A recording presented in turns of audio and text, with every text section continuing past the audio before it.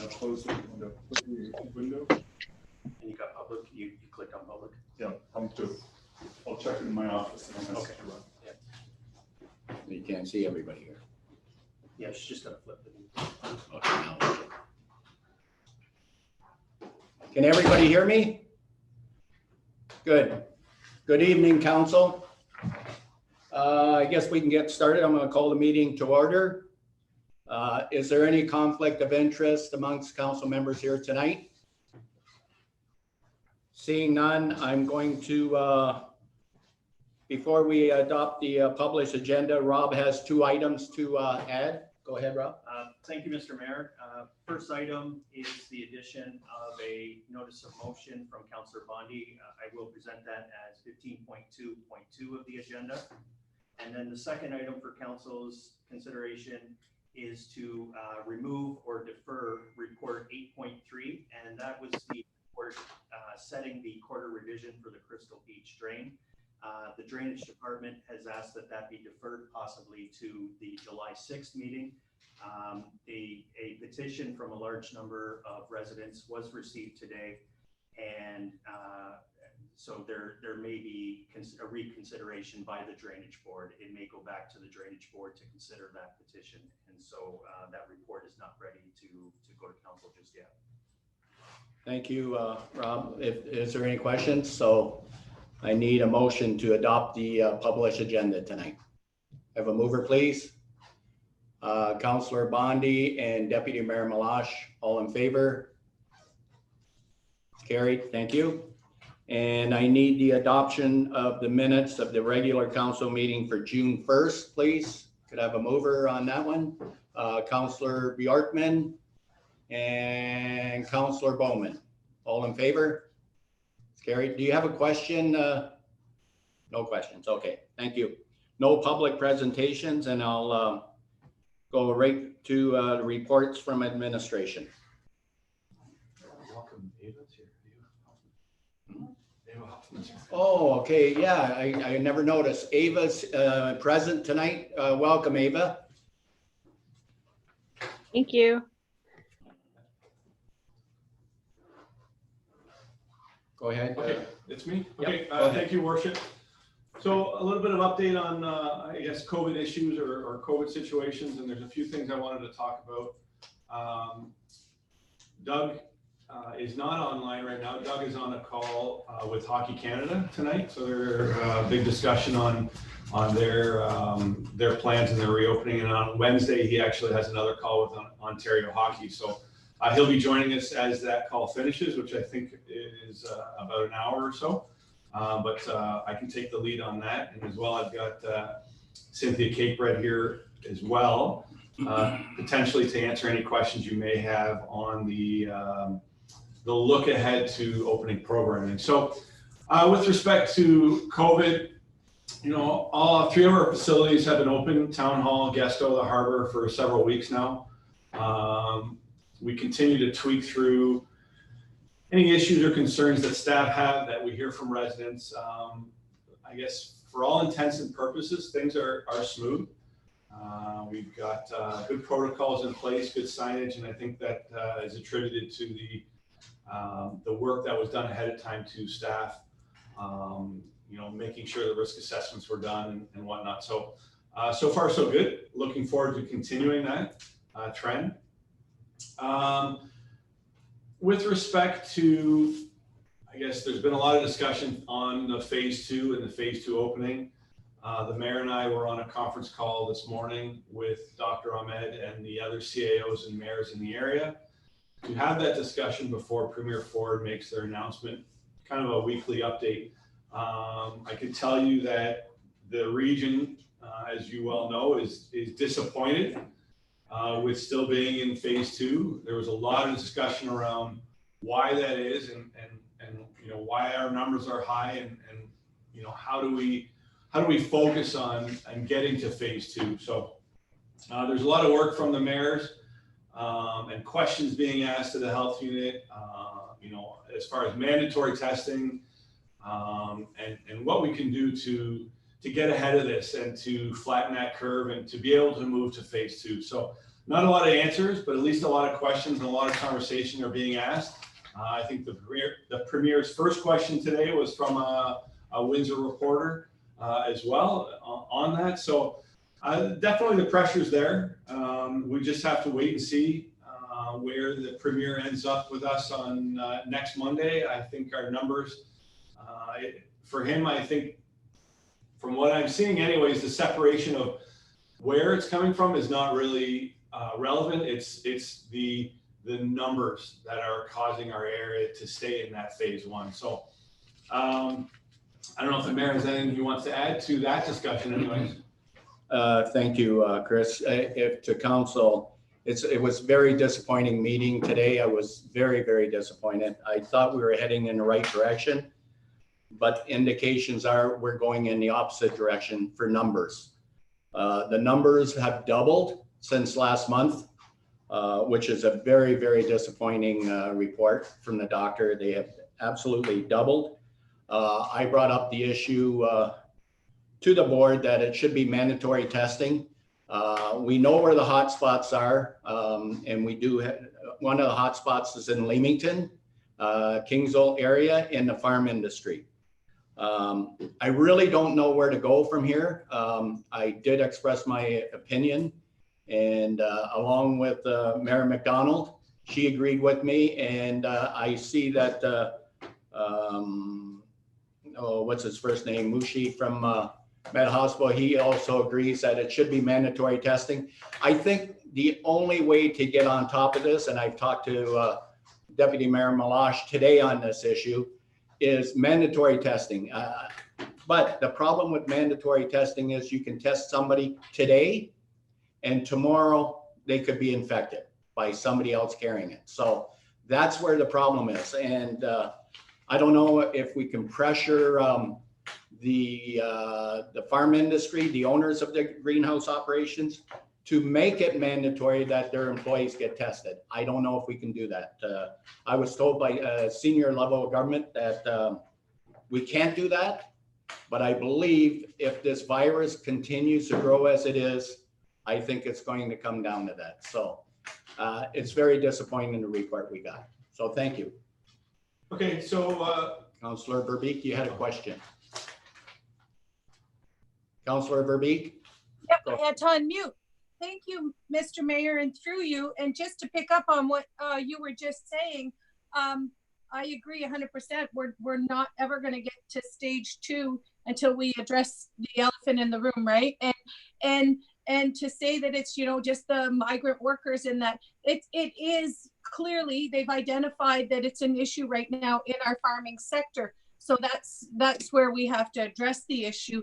And we're not going to move to stage 2 because we do have our temp agencies are putting people into the every day, and they're moving around from farm to farm, right? So it's not just the migrant workers, it's the farm workers. And we aren't going to get a handle on it until we can push for mandatory testing. And yeah, we can't make it happen, but as a concerted effort, I think that we can drive. And there's a lot of people out there in the community right now that are pushing for it.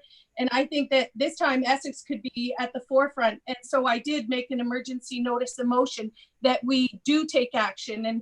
And I feel the other municipalities will follow us in this. I certainly hope so, because everybody's eager for us to move into stage 2.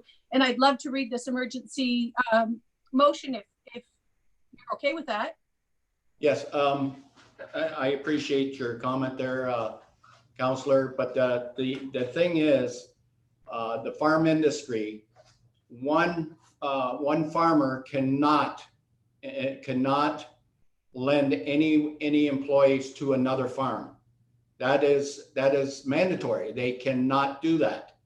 So I don't know if that is going on today or not. They're not allowed to lend.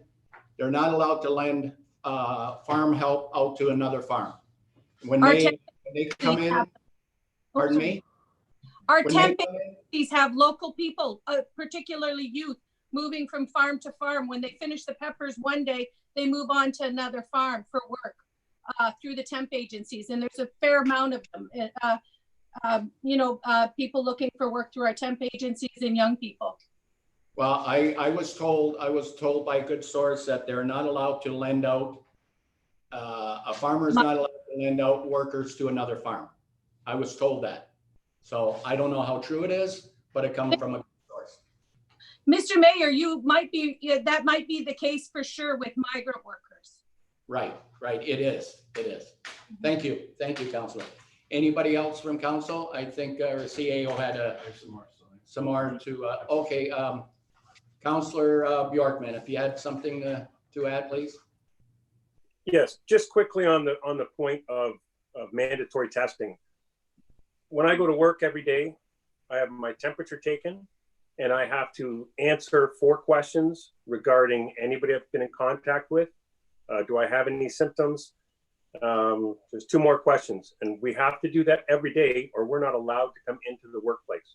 So employers do have the right to protect the rest of their employees. So if the farms get on board, they can put that in place where everyone has to be screened every day to make sure they come to work. Thank you, Councilor. But the problem is, I was told by a senior level of government that we cannot force anybody to take the test, which I don't agree with. But I see what you're saying, and it's a good thing that the companies are doing that. Deputy Mayor Malash.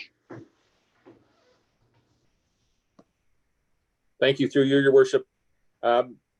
I too believe that that's what's going to be the push us into the next phase, or not let us go to the next phase, is the migrant workers down here. And I also have got a call into Dr. Ahmed. He didn't get back to me this afternoon, but I probably will talk with him tomorrow morning. I'm going to be reiterating what your comments were. I was on the health board for the last 2 terms, and I have a good relationship with Dr. Ahmed. I will talk to him as well and tell him my feelings as well, and express the concerns of our council for sure. But I've also got a call into Gary McNamara, who's the chair of the WECHU committee, but also warden of the county. And he has some connections. And I think he's of the same frame of mind that we have to try and figure out a way that we can get our our immigrant farm workers to be tested in a regular manner.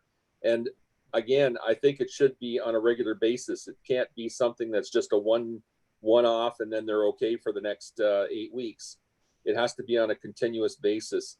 I don't know if there's a way of segregating that portion of the community to allow the rest of it to open up and segregate from the rest of the county, so that we can open up the areas that we can where the case counts are lower. But I will be discussing that with both of them tomorrow sometime. Thank you. Thank you, Deputy Mayor. Anybody else from council? Councilor Guerin. Thank you, Mr. Mayor. Yeah, I got a couple of questions, or actually a question and a comment. Comment would be, I don't think Windsor-Essex region, although we have many migrant workers, I don't think we're the only region in Ontario that has migrant workers. So there are other municipalities and communities that have migrant workers, and they are open. But I guess a question I have would be, who is driving the decision-making on behalf of the Premier? Is it the Premier solely himself, or is he taking direction from our health unit? Go ahead, Chris, if you can answer that. Yeah, through your worship, I asked the same question to Dr. Ahmed, and it sounds like it's a little bit of both. The Premier notes that he does consult with the health units and gets their data and their opinion. So it sounds like it's a collaborative response. But when I talk to the health unit, sometimes I don't know if they're just providing the data or how much they're able to influence the decision of the Premier. Thank you, Chris. Councilor Van den Dolen.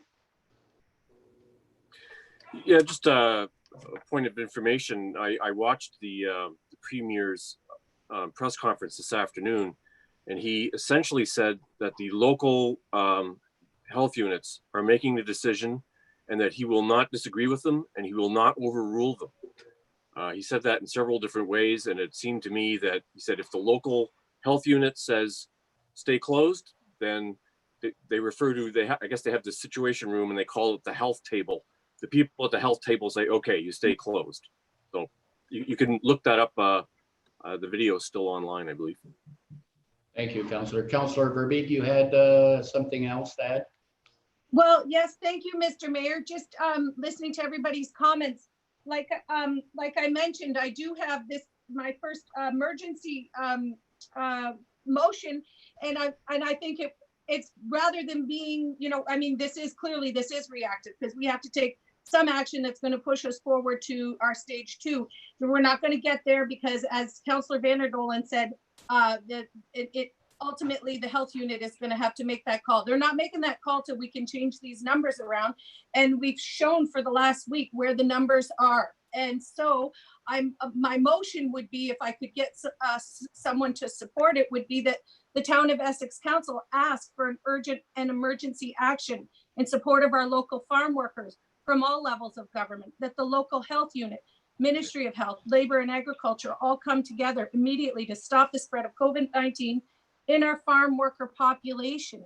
The health and welfare of our farm workers is vital to our community and opening up our local economy. And we need to have testing and tracking and tracing. So are we going to be the ones that make this happen? No, but I think the other municipalities are going to start coming forth with these exact same kind of motions. We have to start, pushing ourselves towards a good end. And that would be supporting our farmers and our farm workers in getting a handle on this situation. Councillor Verbeek, all that was discussed today in the meeting. Okay, and we are pushing, we are pushing for mandating testing. And yes, it's just not me that brought that forward. Mayor McDonald did. There was several people that said it should be mandated that we do testing, and it should be done. It should be done. Beautiful. I would hope like that goes on record. Pardon me? I would hope Essex goes on record tonight with that exact same sentiment. Thank you, Councillor. Councillor Bondi, you had. Thank you, Mr. Mayor. Can you hear me? Yes, we can. Okay, I am having technical difficulties, but I'm working it out. I would like to second Councillor Verbeek's motion, please. I believe it's our regional duty to not only our farm workers, but also our businesses to do everything possible. With all of the media going on lately, I believe we have to own a share of responsibility. I appreciate everything that you've been doing on the health unit board, but I just think having your council support behind you is just going to increase that magnitude. I've been reading, I read all the emails between the health board, and 2 weeks ago I was pushing this, and I do think that we need to push our health unit to go to the workers, to go to the farms, to see how they can make it mandatory, or at least make it more convenient. What we're doing right now isn't working. It isn't working for our farm workers. It isn't working for our businesses, and it isn't working for our region. So it's absolutely not enough. And now that I've seconded the motion, I would also like a recorded vote, please. Thank you, Councillor. So you made the motion, Councillor Verbeek. We had a seconder.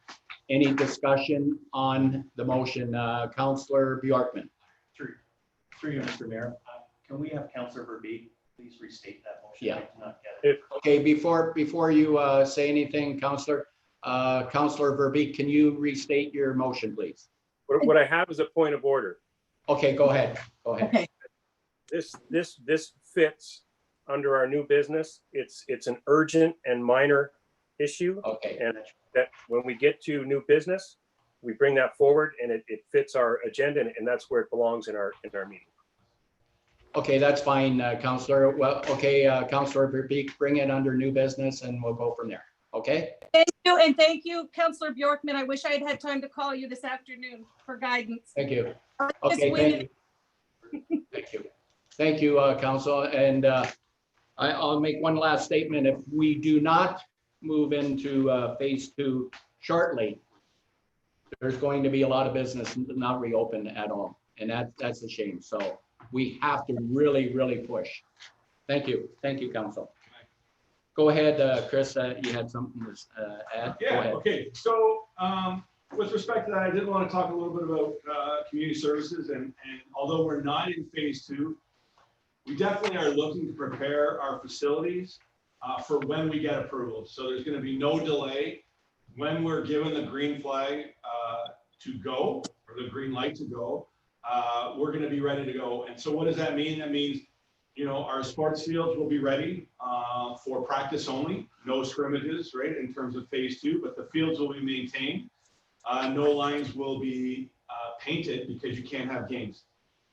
A couple notes of point, I guess, Harrow Minor and Essex Minor Soccer and Harrow Minor Baseball have canceled their entire season.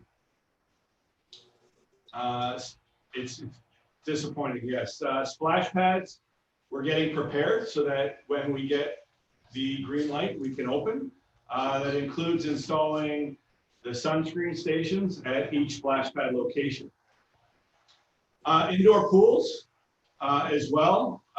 We're going through the process to allow patrons in, access the change rooms, and how to follow guidelines, right? There's no drop-ins. You must register for adult lens, aquafit. We're preparing day camp programs, in person and virtual. So we're looking to do both, right? And we're getting the facilities ready, all in line with ministry guidelines, right?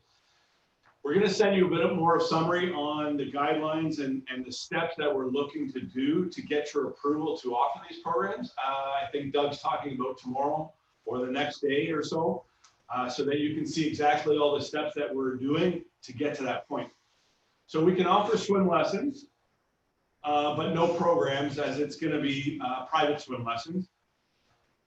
All of these protocols and policies and openings are the risks are being reviewed with HR, with health and safety, to ensure that the facility would be ready with signage, with protocols for both public and for staff. That includes, we're very close to creating operating procedures to open public washrooms. The key there is safety for our staff, right? So it's not just the public that the safety is, it's safety for our staff. They have to go in, they have to clean, they have to, be prepared, and those risks have to be assessed. So that's pushing upwards of 20 staff that are going to be put into those situations that we have to be prepared for. Beachside Eats and Treats open Thursday, June 11th. So that's great news. We're preparing forms for businesses to use. Again, if they want to extend their business, outwards in terms of the AGCO correspondence that you're receiving tonight, as per the provincial announcement. So when businesses are allowed to, we're going to be ready to allow them to do that. So like I said before, I've got Cynthia on the line here. If you have any questions on, the programming or the pool or how we're going to be doing that, she's here. One thing I would suggest when we get to that point, which is hopefully sooner than later, that you take a tour of the steps that we've taken, similar to here at Town Hall, right? The signage, the processes, the protocols, you'll see what your residents would experience. Again, like the crew did here, Cynthia is doing that at her facilities in terms of with drop-offs and color coding and arrows and signage, and it's really well done. And we'll be ready to go once the province says we're ready to go. So that's it for me on COVID updates. Like I said, Cynthia's here if you want to question her on the details of that. Or any questions for me on any COVID-related update issues. Thank you, Chris. Councillor Bjorkman. Thank you, Mr. Mayor, and through you to Mr. Nepsy. I know you're aware of the situation down in Colchester at the beach and at the park and at the harbor. It's a day drive. It's a end of the line trip that people make out. They're coming from Windsor, they're coming from Bell River, and of course they need a bathroom.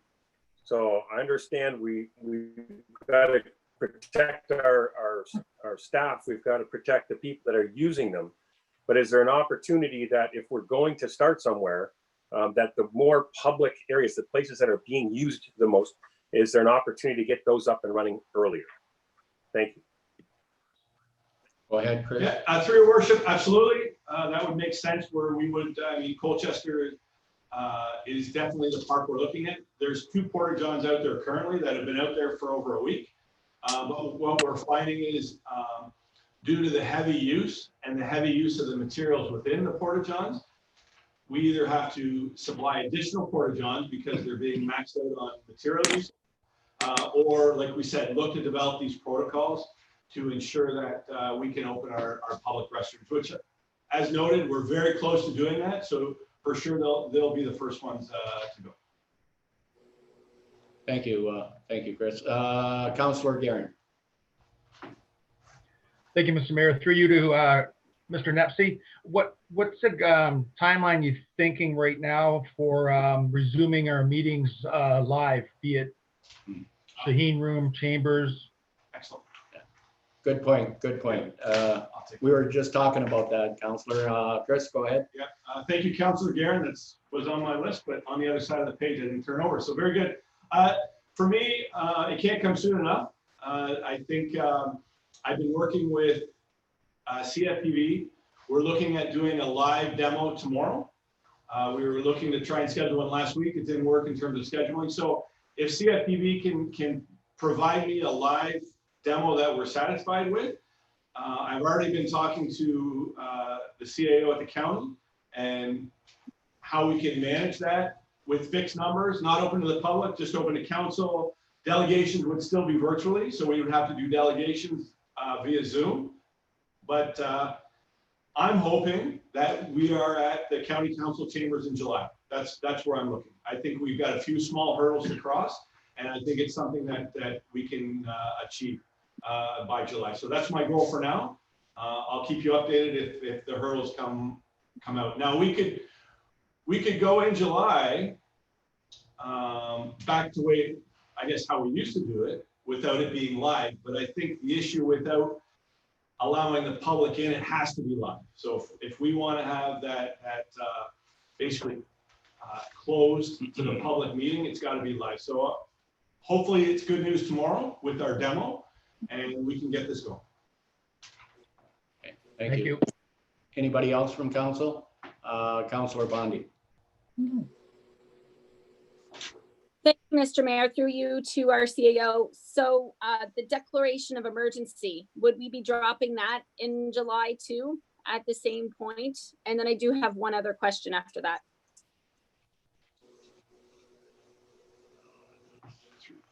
Through your worship, I don't think we will drop that until the province drops there.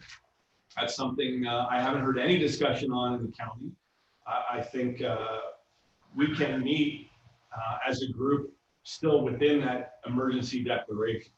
So that I haven't heard any discussion about. I think we're still in that state, but open for it. Okay. And thank you. And through you, I think maybe perhaps to our mayor to talk about this and our Ward 3 reps. The health unit has said they're not testing the water at the lake. And I kind of think that that's something that they do. Like I've always thought that that's something that, you know, they should continue doing. I know we're in a pandemic, but I'm just seeing if there's any appetite, you know, to perhaps our mayor can have that discussion this week as well. Or if council wants to send them a little note saying that that's something we want to see them doing. Because whether it's a pandemic or not, people are still going to go in the water. Is that something this council sees as important? Thank you. Councillor Bondi, I will bring that forward to the health unit tomorrow.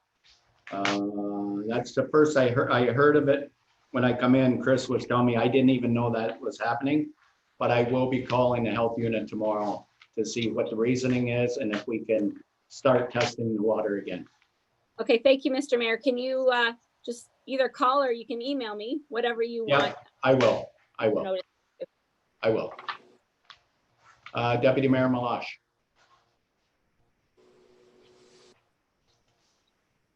Thank you. Through you, Your Worship, to our CAO. You know, you're talking about bringing our meetings back to live meetings in council chambers. I personally am not that anxious to get back to doing this as soon as possible. I I believe that right now we're just exploring the idea of bubbles. I'm in a bubble with some of my family members, and we've all made an agreement that, to be cautious for each other's sake. And I don't want to start exposing people that are within my bubble because we're going to start going back to meetings. I just want to be sure that, we're following with the stages that the province is going to. If it's going to be under 10 people at the meeting, then I can understand that because we're allowed to have 10 people in a meeting right now. But if it's going to be more than 10, we're violating what the province is saying that we can congregate in only groups of 10. So I want to be sure that, if we move forward in July, that at the same time, the province is given permission to be in larger groups and has relaxed the social bubble perhaps a little bit more before we start going back to meetings as a group. Virtual meeting works. The public wants to scan in, they can scan in. We can see each other fine. It'd be nice to be in the same room, same time. But again, this does work. I mean, we get to see and hear each other and our ideas. I just want to be cautious that we don't move back too early. Thank you. Thank you, Deputy Mayor. Chris, go ahead, Councillor Verbeek, and then Chris has got a response to that. Okay, thank you, Mr. Mayor. And I can fully relate to what our CIO is saying about wanting to come back together and can't be soon enough. But I really do have to just take the opportunity to comment. Everything that our deputy mayor was saying resonated with me. If I'm fortunate enough to get my mother home sometime in the next month, I fully intend to continue to shelter in place as much as I can until for her safety. Not that, I mean, I do see the value in definitely coming back together physically, but I also am finding that these are opening up. We have more public that are watching us through Zoom than we do in the chambers, and I think they've been really very effective. But that's just my 2 cents. Thank you, Councillor. Go ahead, Chris. Yeah, through your worship. Absolutely, we follow all the ministry guidelines. I mean, the social separation, the physical distancing would be in place. 10 is for social gatherings. I don't view this as a social meeting. I mean, you've got plants with 600 people in them functioning and working as long as the proper protocols and procedures are in place. Definitely, I mean, by all means, that's ultimately council's decision, but it's something I would explore and something I'll bring back to council, and then ultimately council can make a decision on that as a body. But rest assured, I guess, I would never put anyone or councilors in an unsafe environment. It would be with the guidelines and the practices and the policies that are in place around many working environments now, and with those limitations that way. But we'll see where this goes. Yeah. Thank you, Chris. Councillor Bannon. Yes, thank you, Mr. Mayor. Through you to Mr. Nepsy, maybe you could look into the possibility of some sort of hybrid form of meeting where maybe some of us could Zoom in, because I think what we're seeing out right now is kind of a split developing between people who want to start meeting for real again and people who may feel that their families are too compromised to risk it. So, I mean, what do we do if 1 or 2 members of council don't want to meet and the rest of us do? Maybe they could Zoom in to a meeting. And yes, I agree that limit of 10, that's for social settings in a small home, not a huge room of 8,000 square feet. Thank you. Well, we can explore those options. Yeah.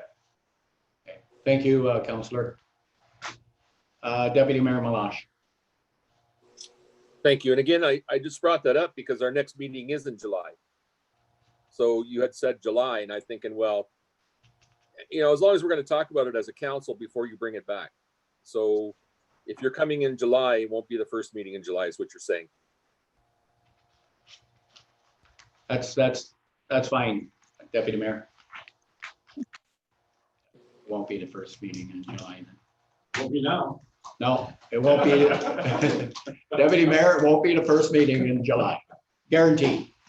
Okay, anybody else? Thank you. We can move on. Sorry. Go ahead, Yeah. Rob. Through you, Mr. Mayor, I forgot to add this as part of the COVID-19 updates. It's just a quick note to council and seeking direction from council with respect to dog tag charges. Under our current bylaw, dog tag charges usually double on April 1st, from $25 for non-neuter, non-spayed pets to $50. Then again on July 1st, it increases again to $75, and at that point, those charges go on final taxes if residents are part of the tax roll.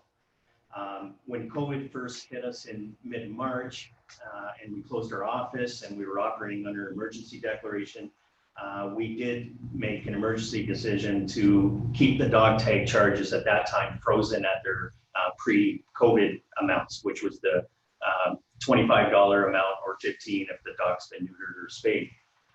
We're now at the point where we're approaching July 1st, where normally the fees jump up to $75.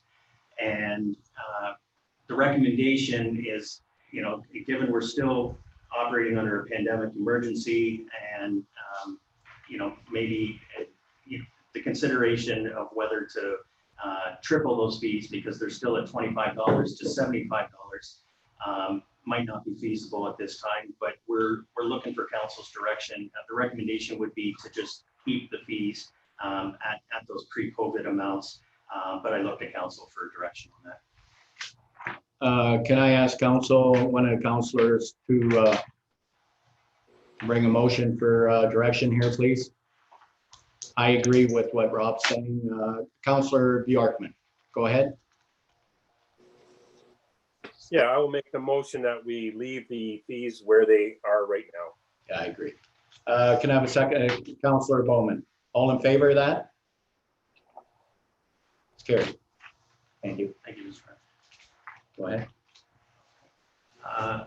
Item 8.2 under reports is Chief Administrative Officer verbal report on large development projects toolbox. Okay, Go ahead. thank you, Your Worship. So we're currently looking at options to develop a toolbox for large-scale developments in the town of Essex. So included in this might be the possibility of providing assistance, financial assistance for large-scale developments as it relates to front-end loading of those finances, of a portion of those developers' upfront costs of constructing municipal infrastructure, right? So municipal services in those areas that aren't currently served. So we want to look at that opportunity and look at something that will result in the same level of development and tax base that could be the case if other options are explored, right? So this really would pertain to the Essex Crossing development, and we would look at that as a potential pilot or initial project to give consideration to this. And we're hoping it's going to lead to the formation of a policy, right? Something sound, something black and white, a policy that could be used to guide future large-scale development applications. So the key aspects of what we're looking for in terms of exploring this front-end financing, because what you've got is a large development, and in order to finance the large development, the capital costs are so large. There's been other municipalities out there that have helped or assisted the developer in terms of financing that because the money comes in slowly over those phases, right? So key aspects of what we're looking for in terms of this will be, we need to identify a consistent approach to the cost sharing structure and to the repayment plan, right, between the development industry and the municipality. That's key. We need to look at exploring the best approach for cash flow and the cost recovery. Can't be open-ended. It can't be dependent on sales. It's got to be some fixed repayment plan. We want to make sure we identify what the acceptable level of risk would be for the municipality.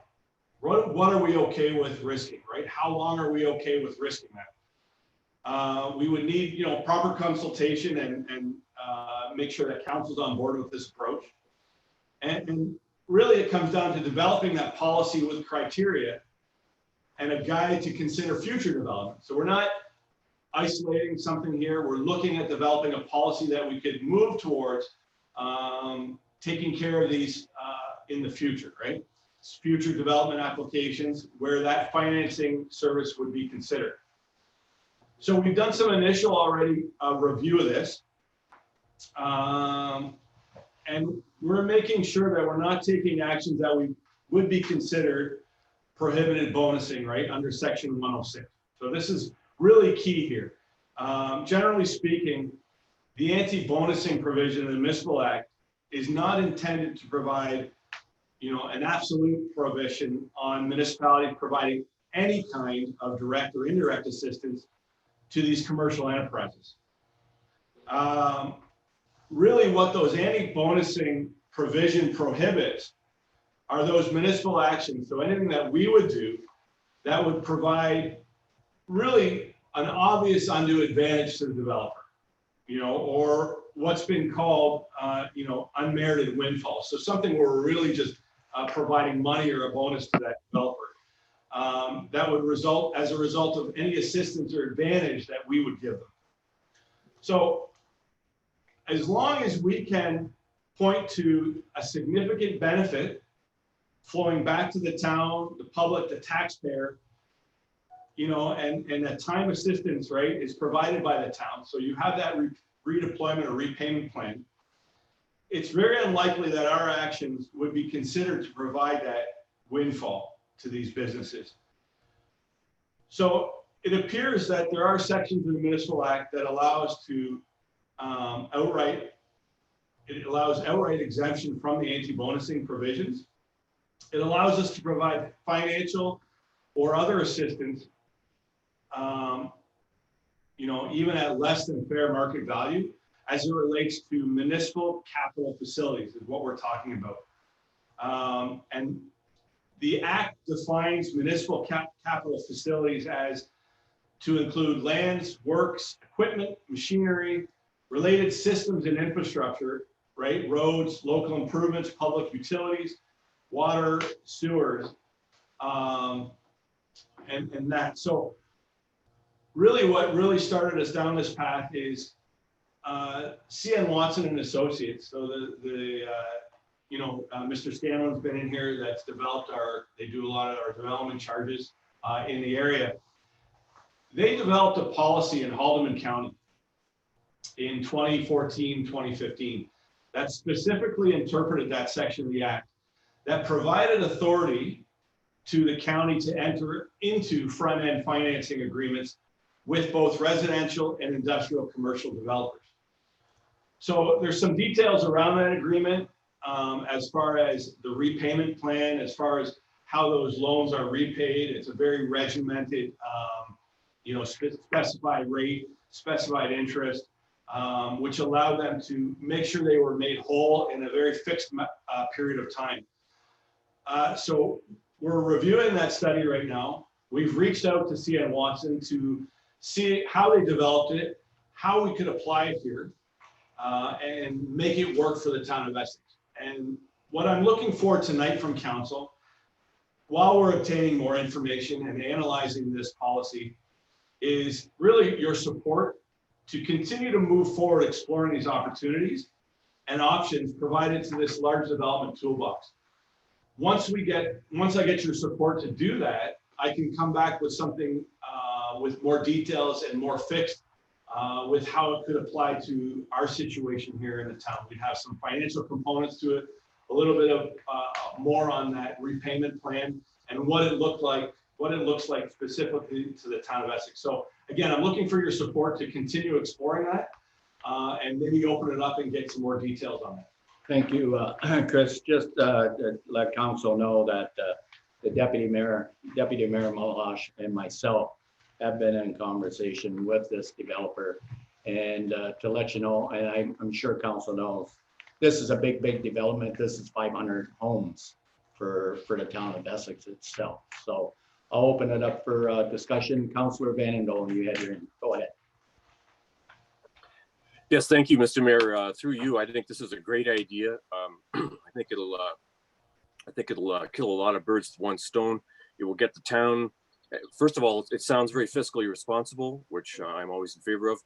And secondly, I think it'll help kickstart some of these developments that have been sort of in limbo for a couple of decades. I think this is a great idea. It'll give the town what we need, which is more development, therefore more revenue that we can use to provide services. And it will also, if it works, it'll give our residents what they need, which is more jobs and more housing, which is crucial. So I'm completely in favor of this. Thank you. Thank you, Councillor. Councillor Bowman, go ahead. I too think it's a great idea. I think anything that helps our developers move forward is always a positive. I think the only risk is that we have to make sure that our end's protected. So if, say, a developer goes into receivership or something like that, we're not left holding the bag, which in some of the past times we have ended up holding the bag for a couple of developers that sort of didn't finish their job. So I think if it's put together the proper way where all these issues are looked at and thought ahead of, and don't get me wrong, I realize anytime you go into this type of thing, there's always a bit of risk involved, but the big thing is to mitigate as much as possible. But I think it's a great idea to keep moving forward on this. Thank you, Councillor. Councillor Darren?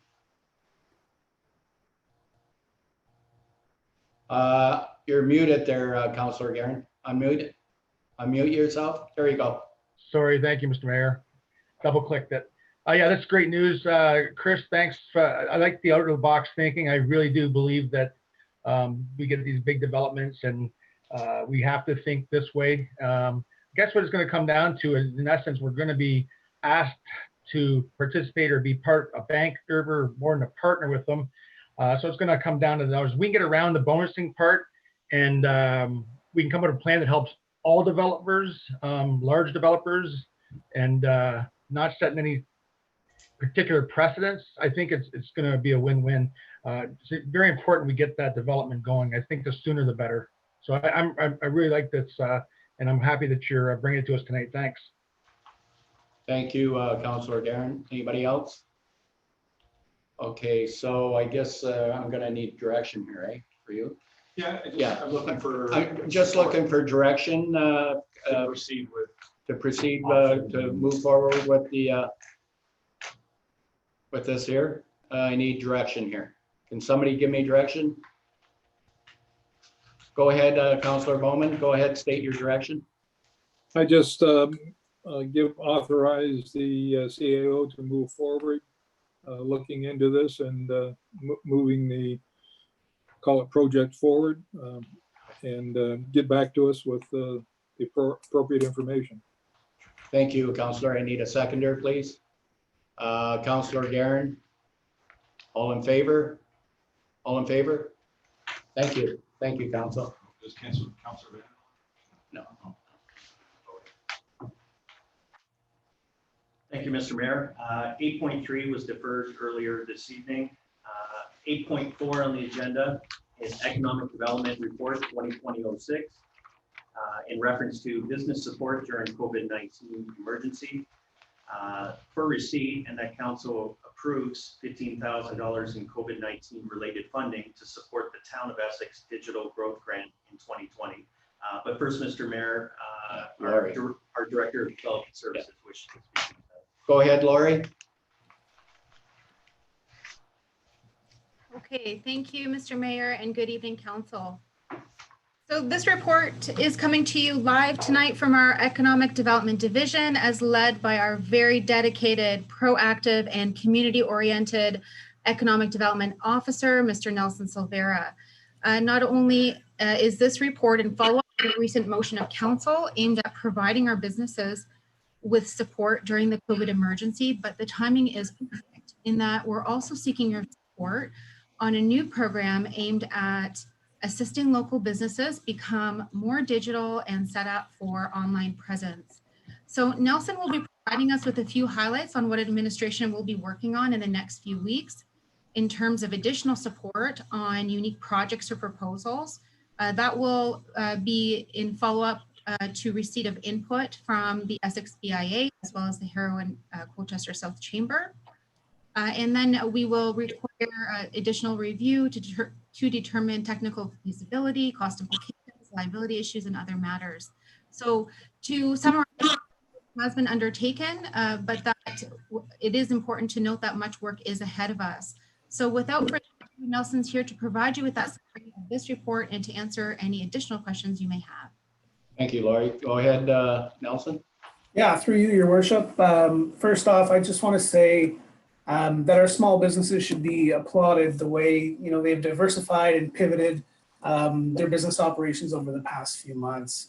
And maybe small business isn't the right term, or we should change it, because they're having some really big impact and big ideas in order to stay open and be successful in this time. Whether that's staying open for curbside pickup or serving the public through introducing new safety measures. They're really making an impact, and it's great to see. And unfortunately, not all businesses were able to stay open during the COVID-19 emergency.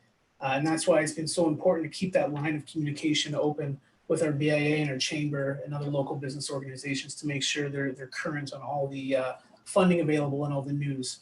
Administration has and continues to stay up to date on rapidly evolving government programs from all levels of government, ensuring that our businesses and our business organizations are aware of those programs and that they're relaying that information to their members.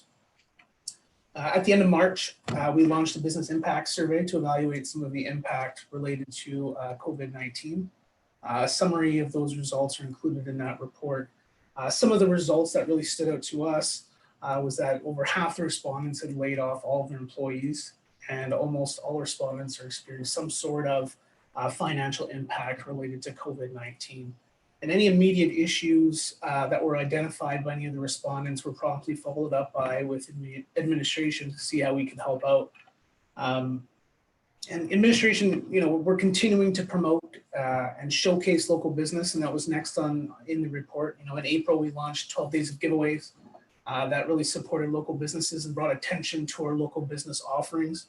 And we continue to get creative in terms of how we promote local businesses as well.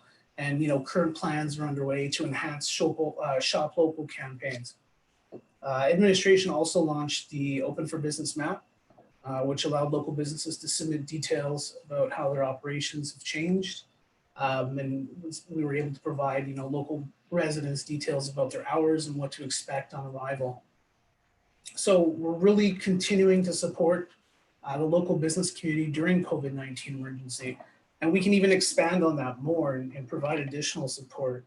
So in terms of how we can support and provide a big impact in the business community, we have an opportunity to support businesses to make a shift to digital. Retail and restaurant businesses have traditionally relied on foot traffic. However, during this time, it's been a little bit difficult for local businesses to attract new customers with temporary closures. The Town of Essex Digital Growth Grant would provide businesses access up to $1,000 each and would focus on activities and strategies directly related to creating or developing a stronger online presence. Whether it's setting up an online store or providing staff training for digital technology, digital marketing, or other digital growth needs, this grant will do just that. And we've partnered with the Small Business Center in order to make this program a success. And the Essex Center BIA, of course, has conditionally contributed $5,000 to support provide for Main Street businesses in Essex. This fund is not only for Main Street businesses, though. It's also for our rural businesses. They are, finding ways to pivot, just like Main Street businesses are. And this funding can certainly help a variety of businesses in town become more digital and reach audiences beyond town limits. The grant would be available on a first-come, first-served basis, allowing up to 20 eligible Town of Essex businesses to receive a grant of up to $1,000. Submissions for this grant program would commence shortly after, if council approves this tonight, and would be made available until the end of August, or when all funds have been committed to local businesses. In terms of additional support, as the Director of Development Services touched on briefly, administration has reached out to the BIA and to the Harrow and Colchester South Chamber of Commerce to obtain information on projects or proposals that the town of Essex may be able to help out with. The BIA and the Chamber have submitted those proposals, and will come back to council with a follow-up report in July, breaking that down. In this report, there's also some preliminary information on examples of unique projects or proposals like patio bump outs, for instance. All these ideas would require some more technical legal review, as well as financial analysis. And that's just I guess, a overhead review of that report, and I'll pass it back to council for any questions. Thank you, Nelson. Any questions from council? Councillor Verbeek, you had a question? Go ahead. You're muted. Unmute yourself, Councillor. Oops. Go ahead. Thank you. And through you, Mr. Mayor, Nelson and team, thank you for this. I think it's a great initiative. I'm sorry I missed the conversations last week on the ways to help our businesses, but I'm glad you stepped up right away and took action here. So we're all aware that there's still a lot of people do not use social media. Even some of us here on council aren't really engaged with social media. So I'm wondering, Nelson, through you, Mr. Mayor, can a similar type program be brought forth using our two local newspapers, where perhaps we can make a grant and pay for half of your advertising? And I know that the local papers also have great deals with 4 or more ads, and then this way the businesses can get out there and print some of the wonderful things that they're offering to the community, but they can also use the paper to drive people to their social media accounts. And it's also going to be a win-win, because we'll be supporting our local papers, which is really important. I just wonder, Nelson, if we could look at something much like this grant for also paper advertising for our businesses. Maybe meet half of their, half of the price or something if they, apply to put their ads locally. Go ahead, Nelson. It's definitely something to consider. I mean, the main purpose of this grant particularly is to make that shift to digital. And, there is some value in print advertising as well, but the majority of advertisements now and the effectiveness of advertising is moving towards digital. And we'd like to see that happen as well for many local businesses. It's definitely something that I think we would potentially consider in an application, so not to rule it out, as long as they can showcase that they're making an effort to go digital. So say that they wanted to take some newspaper advertisements and say those newspapers were available online, then that would be an eligible expense. In partnership with another program, say moving to developing an online store as well. So there's got to be some combination there, I think, if they were submitting an application like that. But definitely, if you could see that, that ad was going in print, but it's going to be in digital as well. That's kind of what we want to see here. Good. Thank you. A follow-up, but I mean, like in addition to this grant, just another app, like we have to look for many ways to assist our businesses, and some of them that may not want to drive towards the digital and may not ever even apply for that grant. Is there an opportunity to make another grant available, maybe not even as large or as involved, but to, share the cost of the advertisers that can benefit from using the newspaper? Because as I say, we know lots of our residents don't use the social media. Hopefully we can, this will help us drive them towards it. But I'm just wondering if there's an opportunity to do another such type of grant. Go ahead, Nelson. Yeah, I mean, it's something that we could look into for sure. I think one step at a time. I think with this program, we'll if council approves tonight, roll it out and see its effectiveness. And if maybe that is the response that we get from some of the business community is that they'd like to see a program similar to what you're suggesting. And then maybe we can come back with something. But definitely going to take a little bit more input from the business community in terms of if that's something that we'd like to see. So. Thank you, Nelson. Councillor Bjorkman, you were next. Go ahead. Thank you, Mr. Mayor, and through you to Nelson and to Director Chadwick. Great programs. I'm thrilled with the partnerships, working with the BIA, working with the Chamber. The Open for Business map is great. Really good tools and things that we're offering people. But I think we need a little bit more that is a little more urgent. Next week, we expect to have patios open for restaurants. So next week, we have to find a way to help our businesses put people out on the street or in the parking lot or in the park next to them. They can extend their licenses to any adjoining property, their own or municipal. And we need something in place so that they can call and say, would you come out, have a look? Where can I put a rope up to say this is a licensed area now and start serving people tomorrow? I really believe that this is going to change quickly, and we're going to have to help these folks because there's a lot of them that don't have any outdoor availability. They're on Main Street, they're beside a park, they're in a bigger building.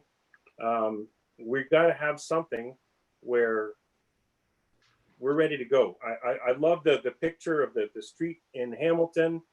Shows the walkway, the standing aisles, the bump out into the street.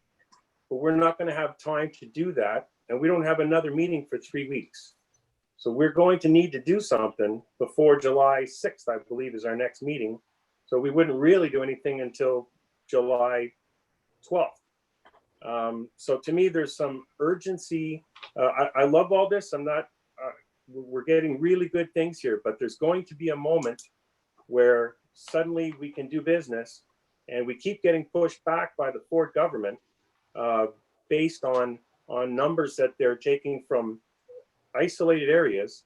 That I'm really hoping next week is our week, but we're going to have to be able to help these people because the Alcohol and Gaming Board has already said you can go ahead and do it. So the tool's there from them. We don't have to wait for anything. We don't have to apply for fees. And the same thing should happen in town. Shouldn't be a fee, should be we'll come out and look, here's a rope off area, and then let's proceed with the rest of our plan. The rest of the plan can come along. But on that day, we need to see something for these businesses. And I'm just wondering, is there a way that we can address that really short term and then go into some of this longer term? Thank you. Nelson, would you like to answer that? You're muted, Nelson. Go ahead. Sorry, I'll pass it to Director Chadwick. She had her hand up. Okay, go ahead, Laura. And thank you, Councillor Bjorkman. Can't hear you, Laurie. Can you hear me now? I can hear you now, yes. Okay.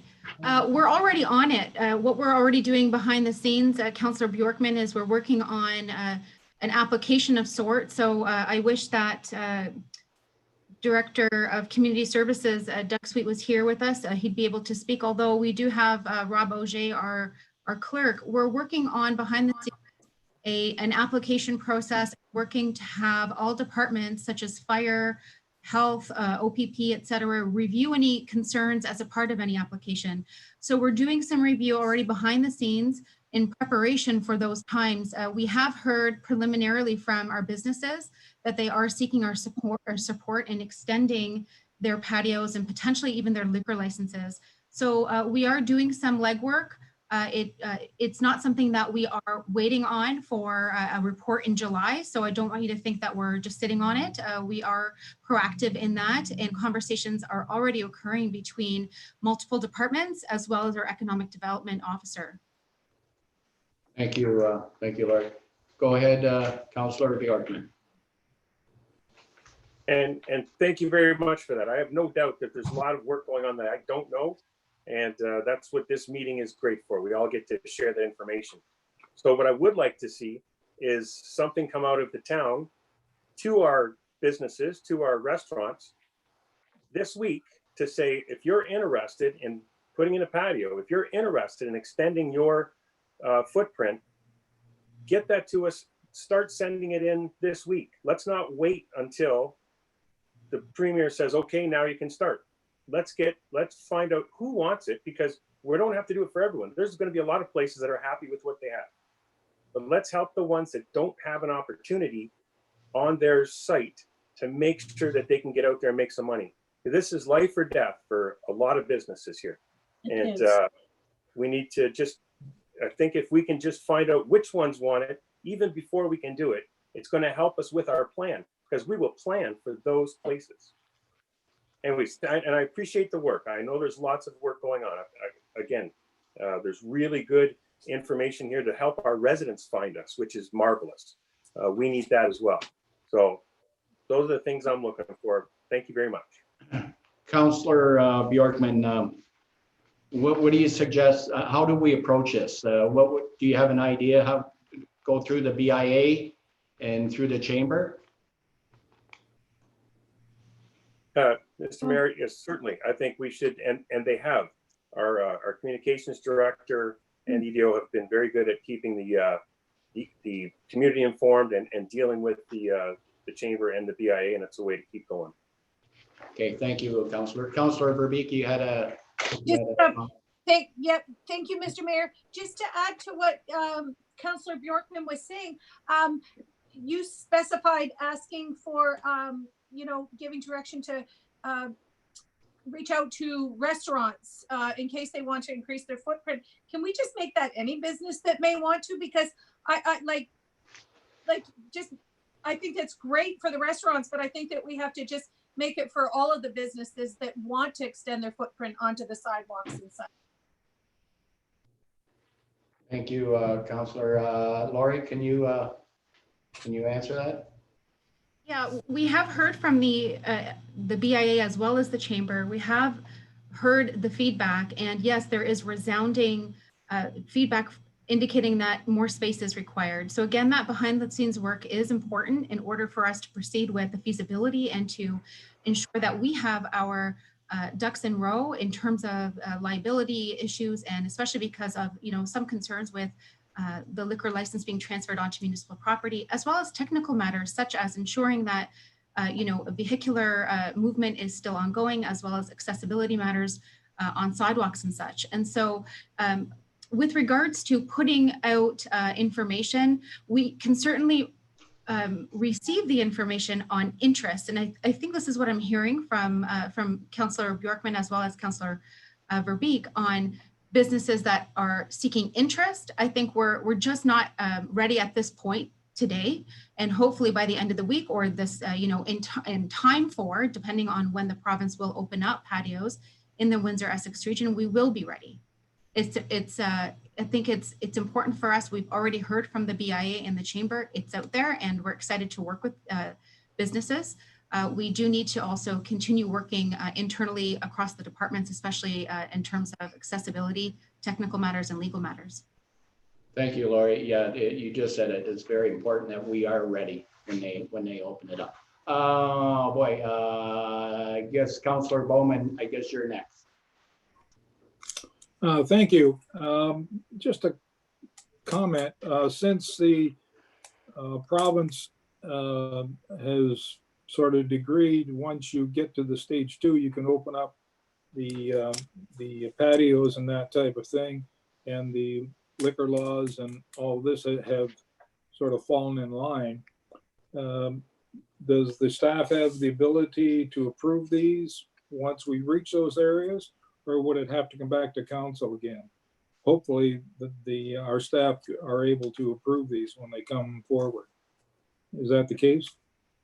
Laurie, would you like to answer that?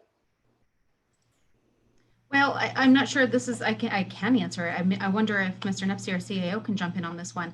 I don't think we have the tools at this particular stage to be able to approve encroaching unless there's an application received. And that application for encroaching into a municipal right-of-way is something that we already have in our toolbox. Is it something that we could process, in the dozens? We'll be ready.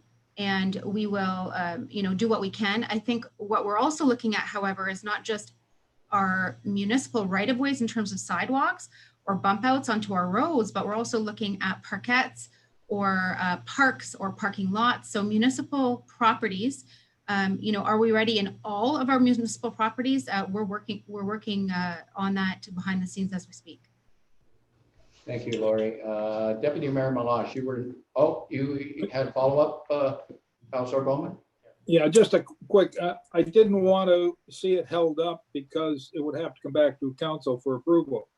So, and I guess if it meets all the criteria that's set up by administration, as far as Lori just mentioned about all the setbacks and encroachments and all that stuff, that they have the authority to go ahead and process it when the province actually opens it up. So Okay. my idea is that make it so it's a quick, seamless process rather than having to come back to council.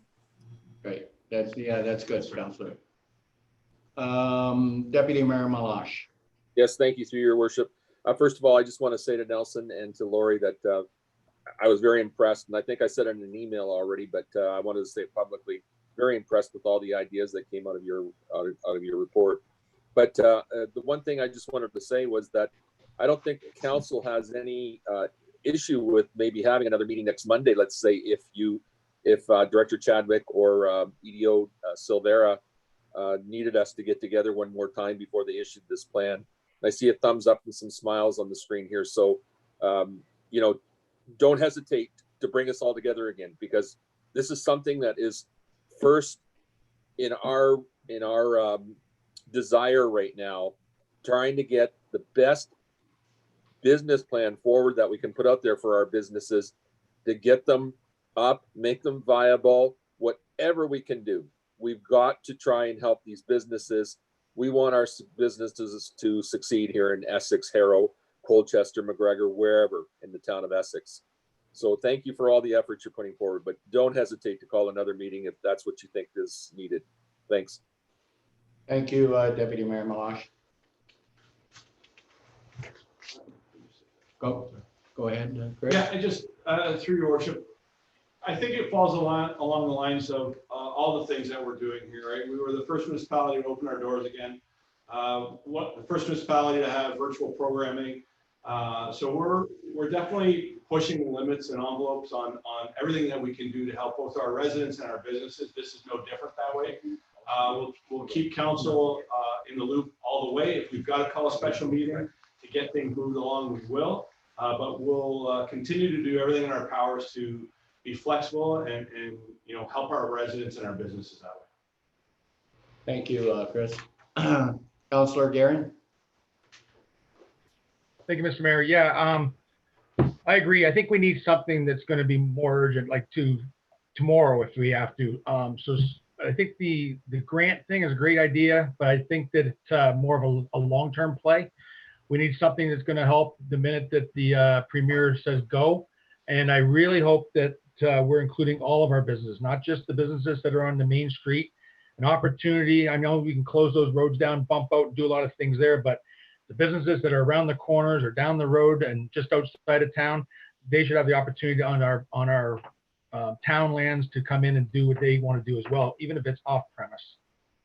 Thank you, Councilor.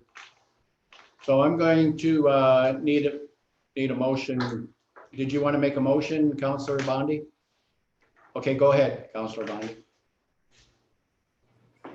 Thank you, Mr. Mayor. I'm in agreement that we need take a very urgent look at this. I do know that the chamber has a night market application that has gone forward. I did send them the forms that they have to fill out to start with that. And I believe the chamber has emailed some counselors, so a lot of us know what's going on there. I am also in agreement if 3 weeks is a long time. So hopefully administration can just go ahead, but 3 weeks is a long time in the middle of a pandemic when we've declared emergency to not have a meeting. The patio question, I have been asked like almost every day for the last 2 weeks about what's going on with patios. There are mixed messages out there. In businesses want to open and nobody really knows what to do, right? Some businesses are having picnic tables and other businesses are scared to do anything because they're scared of getting fined. So once, we need to follow up on that as soon as possible. And I do believe our CAO is going to follow up with that shortly. So along the lines of this, I do really like the newspaper idea. So that, for example, can be an idea that comes forward sooner rather than later. I like the sanitizer distribution idea. Like that was something mentioned in the report. I don't know how we're going to, move ahead with that, but I really like that because prior to Councillor Verbeek's motion, that was one of the businesses in Harrow that reached out, said, we would like businesses that have a whole lot of extraordinary costs right now. So that was one that we could support them with. So are we going to take that a step further? In addition, I've been looking through the check registers of the municipality since January. So, for 5-6 months now, I've been looking through the check registers and I'm wondering, when I look through the check registers, I don't always know what I'm looking for. Last month I found a little dinghy, but anyways, I'm wondering if we as an administrative team can look through those check registers for our procuring of goods and seeing if there's a way, if we have businesses that are inside of our municipality, if we have to get quotes, if we could try to get quotes from businesses inside our municipality more so than say Windsor, Michigan. I'm just throwing out numbers or places, locations, because I think right now we have to do everything we can to support our businesses. And so I want to see if there's a way there to bring it back home with our check registers. Other than that, great work. And I hope we have really good uptake of the digital advertising. And we all know that I'm a big fan of pushing that on social media. So thank you. Thank you. I'm going to need a motion for, go ahead, Councillor Verbeek. Thank you, Mr. Mayor. Since this seems to, this is pretty relevant right now, I'll add that last week I attended the workshop with the small business, Windsor Essex Small Business Center and the health unit together. And I'm just wondering, they have a wonderful toolkit for businesses during the different stages of reopening. It includes all kinds of really good information and all kinds of like even templates for them to print off their signage for their businesses in that. One of the I learned a lot, and one of the things I learned was that a lot of our businesses in our municipality are going to be limited to 1 or 2 customers at a time because of their square footage. And that's a huge restraint. So that's partially why our businesses are asking us to extend their footprint. But I'm just wondering if we couldn't drive them to this toolkit that's put out by the Windsor Essex Small Business Center and the health unit. It's really beneficial for any businesses that haven't found it yet. Thank you, Councillor. Oh, anybody else? I'm going to need a recommendation to move. I need a motion to move the recommendation, please. We have a mover to Deputy Mayor Malash and Councillor Bjorkman. All in favor? It's carried. Thank you. Thank you, Lori, and thank you, Nelson. 8.5 on the agenda is Economic Development 2020-07, Building Report and Development Overview for May 2020 for receipt this evening by Council. Need a mover, please? A mover? Councillor Guerin and Councillor Bowman, any questions? All in favor? Carried, thank you. 8.6 is Planning 2020-10, site plan control approval for 2636 County Road 20 East, And this is together with the revised site plan and also bylaw 1919, being the bylaw to enter into a site plan control agreement between the town and Classy Caps Manufacturing Inc. for receipt and for 3 readings to bylaw 1919 this evening. Good, thank you. This is a good one. I need a mover, please. Councillor Van Dolen and Councillor Bowman, any questions? All in favor? Oh, you had a question? Hold on, let's go back. Councillor Van I had a Dolen, question. did you have a question? Go ahead. Yes, I did. Through you, Mr. Mayor, how much is this project worth and when do we anticipate construction would begin? Thank you. I'm very glad to hear about this project. I'm fully in favor. Just had those questions. Huh? Lori, go ahead. Okay, and thank you again, Mr. Mayor, and thank you, Councillor Van der Dolen. I will seek those responses from our planning and building divisions here in Development Services. The answer is really depending on how quickly we can check off some of the boxes in the development agreement. So there are certain criteria that still need to be met. We're entering into this agreement to ensure that the developer or the business owner will be embarking on these improvements to the road and certain criteria they need to meet. But I'd be happy to send that email following tonight's council meeting and share that with the rest of council. Okay, Councillor, is that good? Okay, anybody else? All in favor of the carried, thank you. 8.7 on the agenda is Planning 2020-11, repeal of site plan control agreement on parts 1 and 2 on 12R 27717. This is together with authorizing bylaw to release the site plan control agreement, bylaw 1921, for receipt, that the bylaw 1921 receive 3 readings and that the town be directed to execute all documents necessary to give effect. Have a mover, please. Need a mover. Councillor Verbeek and Deputy Mayor Malash. Any questions? Councillor Van Dolen, you had a question? No? All in favor? Thank you. It's carried. Item 9, any reports or updates from our youth council member, Ava Hoffman? Ava, are you there? Oh, No, am I- lost her. Okay. Item 10, any updates from county council? Go ahead, Deputy Mayor Malash. Thank you, through you, your worship. I just want everyone to be aware that SWIFT is going to be making a presentation to County Council on Wednesday night. Very detailed presentation. You can, as of tomorrow, you should be able to go online and pick it up at the county website.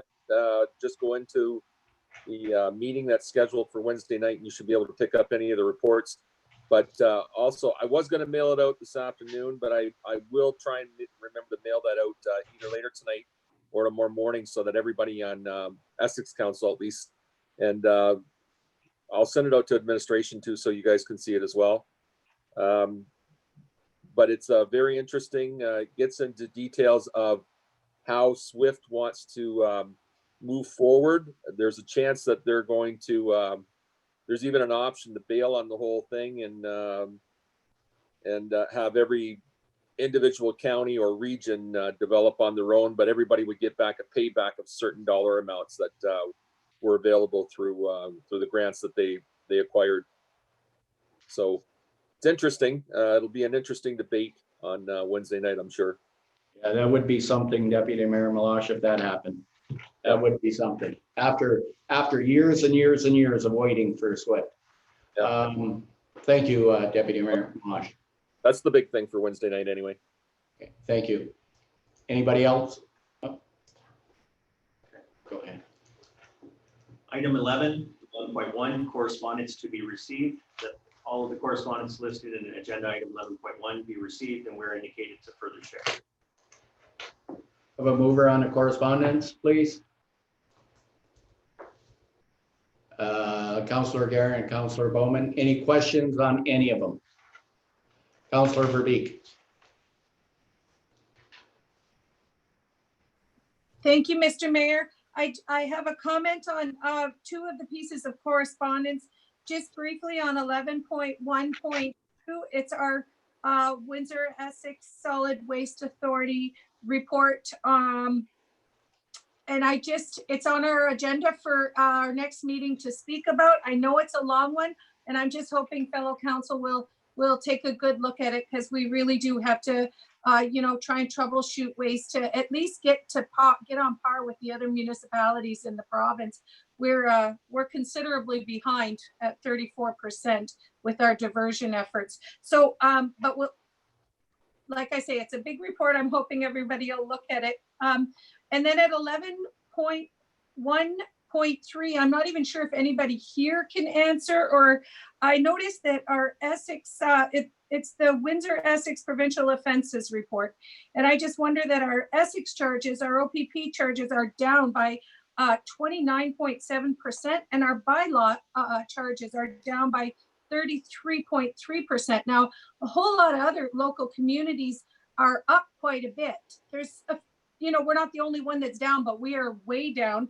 And I'm just wondering, is that because there's a lack of effort towards laying the charges, or were we just behaving a lot better in 2019 than 2018? Because there's so many less charges by both our OPP and our bylaw enforcement. So I don't know if there's anybody here. It's just something to ponder. I don't. Sorry, I can't answer that one for you, Councillor. I don't know if anybody else here can, be honest with you. All right, just those two pieces of correspondence. Thank you. Okay, anybody else on any of the correspondence? Councillor Bondi, go ahead. Thank you, Mr. Mayor. The last piece of correspondence is correspondence from the Portuguese Club of Harrow. They're kind of like the KFC and the Legion.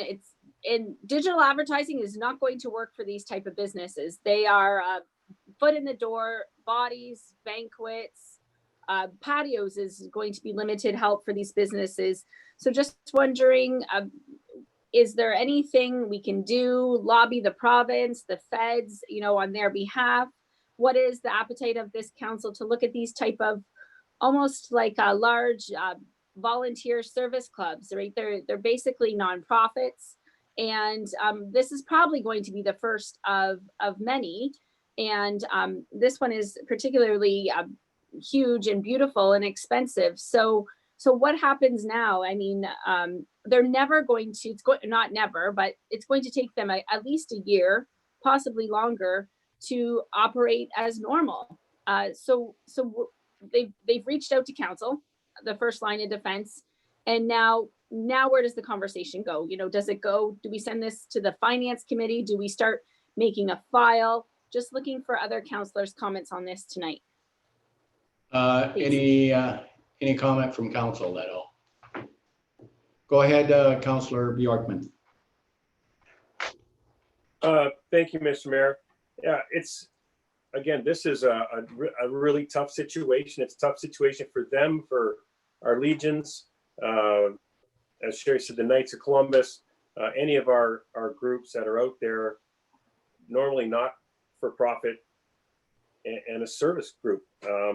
Unfortunately, we don't have the ability to say, no, you don't have to pay your taxes, because how many places are we going to go to next? There are a lot of places that have been closed, they're shuttered. They can't do anything until we get to phase 2. Once again, I think that goes back to the provincial government. They're making decisions based on numbers that they won't share with us. We don't know what's the threshold, what's the magic number we have to hit so that we can open again. Nobody's told us that. We don't know what we're looking for.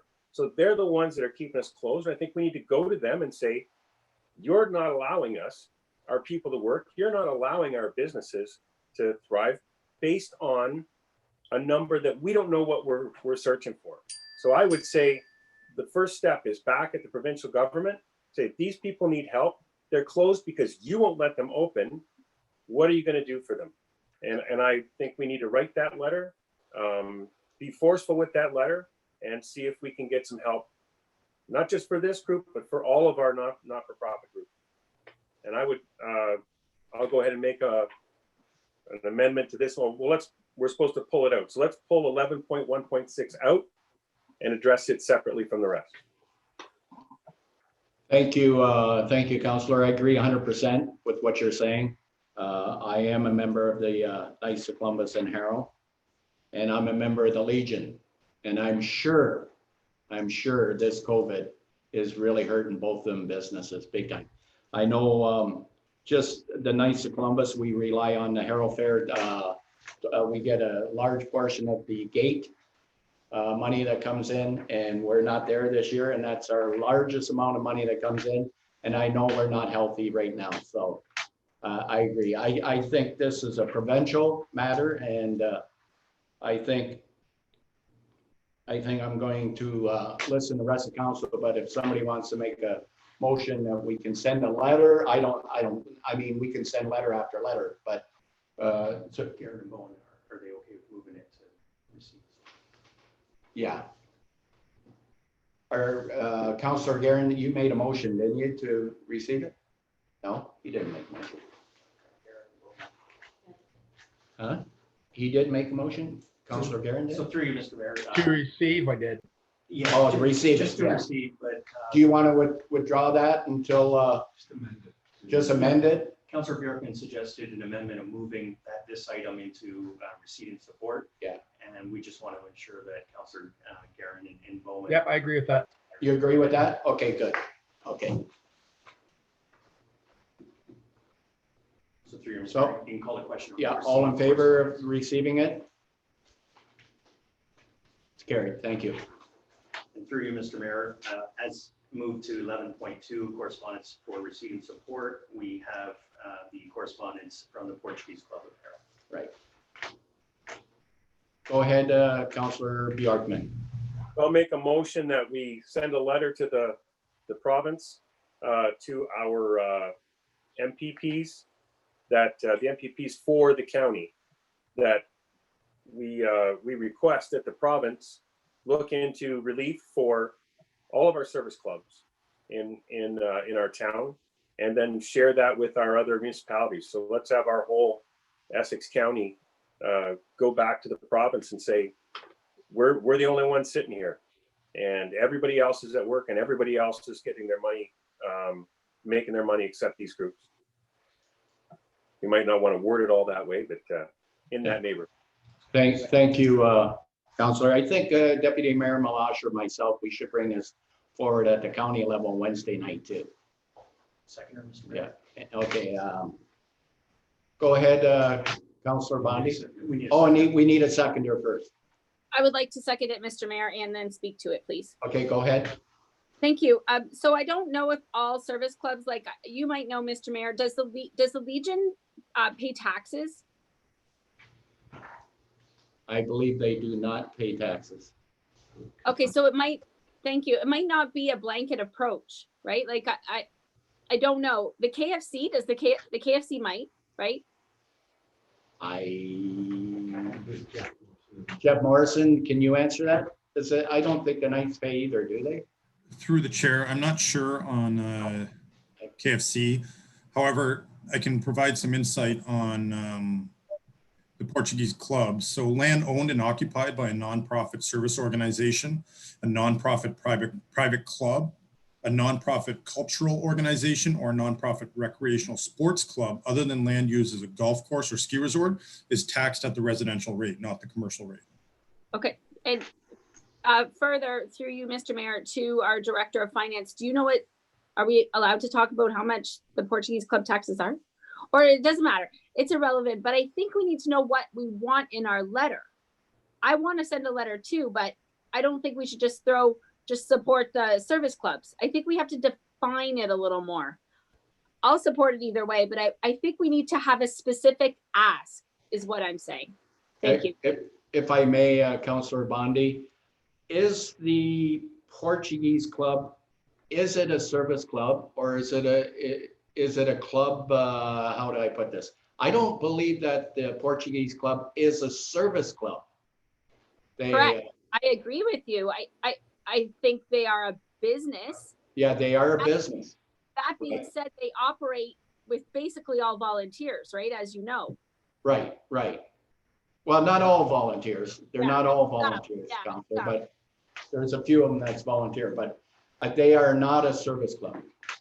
Okay, go ahead, Counselor Bjorkman.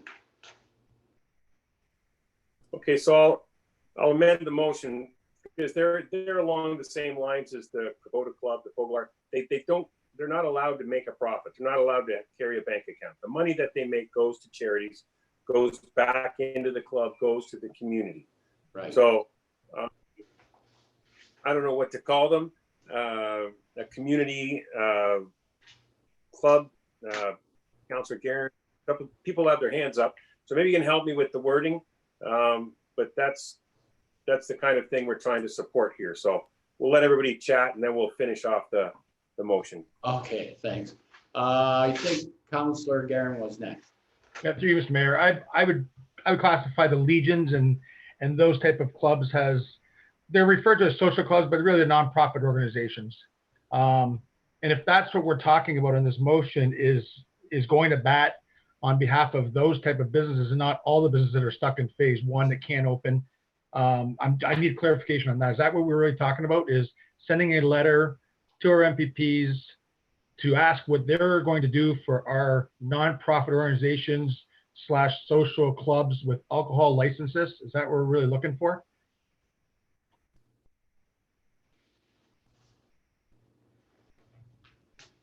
I really can't answer it. You know what, Counselor Guerin, I think we should be looking at all businesses because they're all struggling.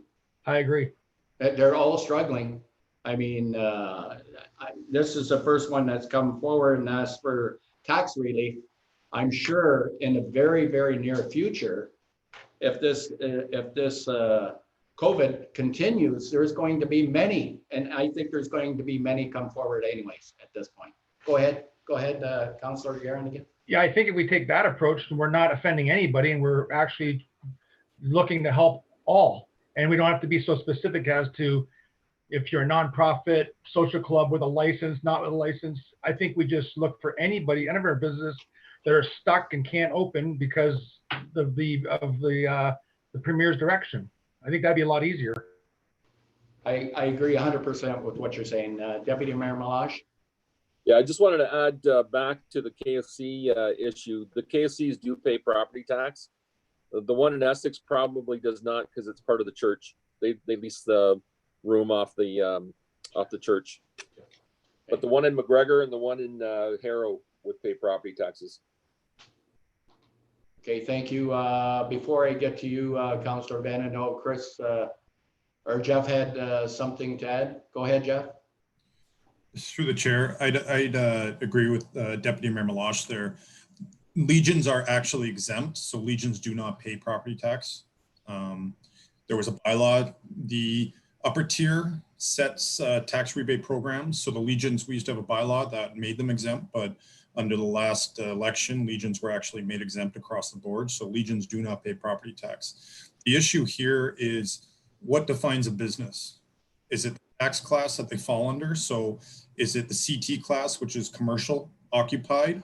Because if you do it based on that, then the Portuguese Club and other nonprofit clubs that fall under the residential tax rate, which is a break from the commercial rate, they wouldn't qualify then. So does it include all commercial and not-profit service organizations? I have that definition that I read off here that I can provide. I like that sending the letter. I caution also that if anything was to be done at the municipal level, all that would do is shift the tax burden. Tax burden from either the commercial to the industrial residential. Somebody would have to bear that tax, so it would just shift that burden from one class to another class. Yeah, you're correct there, Jeff. Thank you. Councillor Vandendolen, you had something to add. Yes, thank you. Through you, Mr. Mayor. Mr. Morrison just answered some of what I was going to say. The Portuguese Club is something called a non-share capital corporation. I used to run one in Windsor called the Windsor Press Club, and there's a lot of them around, and they operate, they're kind of in the gray area between a business and a charity. They're allowed, they pursue profits, but they can't enjoy the profits themselves. The profits only sustain the club. But it's kind of irrelevant. I mean, we can't give them anything. Just as Mr. Morrison just said, anything we give them comes out of somebody else's pocket. So I wouldn't support that. But I do support the club, and we want it to survive. But they're in the same boat as dozens and dozens of similar non-share capital corporations, charities, clubs, and they all pay taxes. People are under the misapprehension that, oh, they don't pay taxes because a couple of them don't pay property taxes directly, but they all pay business taxes, and some of them pay alcohol taxes far more than we do personally. And these clubs especially really get hosed through alcohol taxes. So I'm in favor of supporting all these groups that have been put under existential risk by this lockdown. We have to support all of them. The charities, the clubs, the businesses, the stores, they're all in the same boat. And in fact, some of our residents themselves are in the same boat. And I think that's who we have to go to bat for, is all these people who've been made helpless and whose existence is threatened by this lockdown. We have to speak for them. Thank you. Thank you, Councillor. And it's on the same note, Councillor Guerin said, and I agree 100%. You got to look at the whole picture. You got to look at what's happening out there. Everybody's affected by this. Everybody is. Every business is. Councillor Bjorkman, go ahead.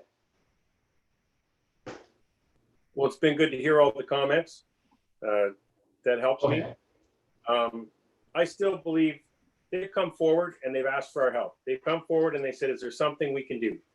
And I still agree in the sense of these nonprofit organizations. I think they suffer at a greater rate than a lot of small business because it's a big piece of property. They employ lots of people.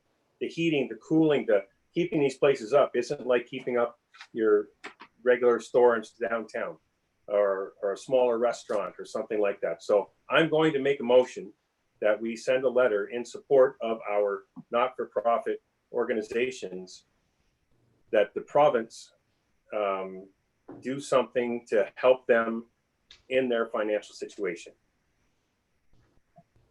Thank you, Councillor. That's your motion. Did we have a motion prior to that?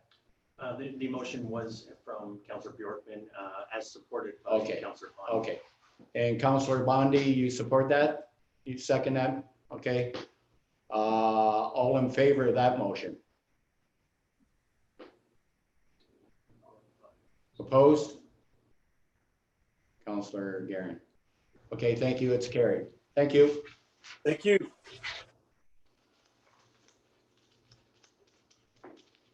Item 12 on this evening's agenda are committee meeting minutes. That the committee meeting minutes listed in agenda item 12 be received and adopted as circulated. Have a mover, please. Councillor Bowman and Councillor, I need a seconder, please. Councillor Guerin. Any questions on any of the committee meetings? All in favor? It's carried. Thank you. Item 14 this evening under new business. Earlier this evening, Councillor Verbeek proposed an item for new business items being matters that are minor and urgent in nature as determined by the chair. Go ahead, Councillor Verbeek. Okay, thank you again, Mr. Mayor. I think the urgency of this this motion has been made more apparent by all our discussions tonight. And also I'm hoping that our deputy mayor will come back with new business and try to reiterate his push for another meeting, a special meeting that he suggested earlier to just bring, to come together in a week just to discuss supports for business.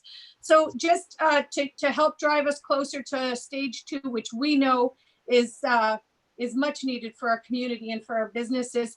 My motion would be that the Town of Essex Council ask for urgent and emergency action in support of our local farm workers from all levels of government, that the local health unit, Ministry of Health, Ministry of Labor and Agriculture come together immediately to stop the spread of COVID-19 in our farm worker population, that the health and the welfare of our farm workers is vital to our community, and opening up our local economy we need mandatory testing, tracking, and tracing to be active rather than reactive.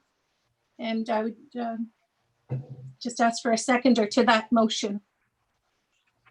Is there a seconder? Deputy Mayor Malash. Second. Thank you. Go ahead, Deputy Mayor, you had. Yes, just a comment on this. So right now, I believe that with our old age homes, we know that there's an issue with old age homes, and they go into the old age homes, and it's not a question of, I believe it's mandatory in the nursing homes as well to be tested. It's not like, do you want to be tested? And for a good reason. We know that the number of cases in nursing homes and old age homes, there is a definite issue there. And those homes have been sealed off to try and contain the COVID from spreading. It wasn't a pretty thing. It wasn't a nice thing to have to do, but we did it because it was necessary to do. Again, this is something that's necessary to do to get containment on the issue. We want to move from phase 1 to phase 2 like everybody else, and this is going to be the only way that we're going to make it happen. I'm 100% behind what Kim is asking for her, Councillor Verbeek. Thank you, Deputy Mayor Malash. I am too. I agree 100%. If somebody tests positive in a nursing home, you cannot get in there. The family, nobody can get in there. But if they're testing and somebody tests positive in a greenhouse operation, they don't shut that greenhouse operation down. Those employees are going to work. So what's the difference here? But anyways, I agree 100% with what you're saying. Anybody else? Councillor Bondi. Thank you, Mr. Mayor. I will also be supporting the motion, and I would I'd like a recorded vote too, please, because I believe that this is, if we don't have this, we don't have any other pieces of the puzzle tonight. So either the province needs to legislate it because it's really an employer issue, but in lack of provincial rules, enforcing it and making it mandatory, somebody has to come down with that hammer, and somebody has to say, for the benefit of the workers themselves, let's get them tested and find out where it is. And then we can track and trace where it's coming from. And hopefully we can go into phase 2. So, the comments of almost every conversation tonight, our deputy mayor saying, we've got to help our businesses in any way we can. And Councillor Bjorkman going, the province isn't allowing our people. We have to tonight stand up and say, we want our region to move forward. And this is the first step in moving forward. So hands down, I'll be supporting the motion. Thank you, Councillor Verbeek, for bringing it forward. Thank you. You asked for a recorded vote. So I'm going to start with Deputy Mayor Malash. Oh, pardon me. Is there any other questions? Oh, any other questions on this? No. Okay, Deputy Mayor Malash. Oh, you're going to do it? So Okay, go ahead. Mr. Chair, a recorded vote has been requested by Councillor Bondi. Councillor Verbeek, I was not able to capture the full body of the motion. Would you be able to restate that for council?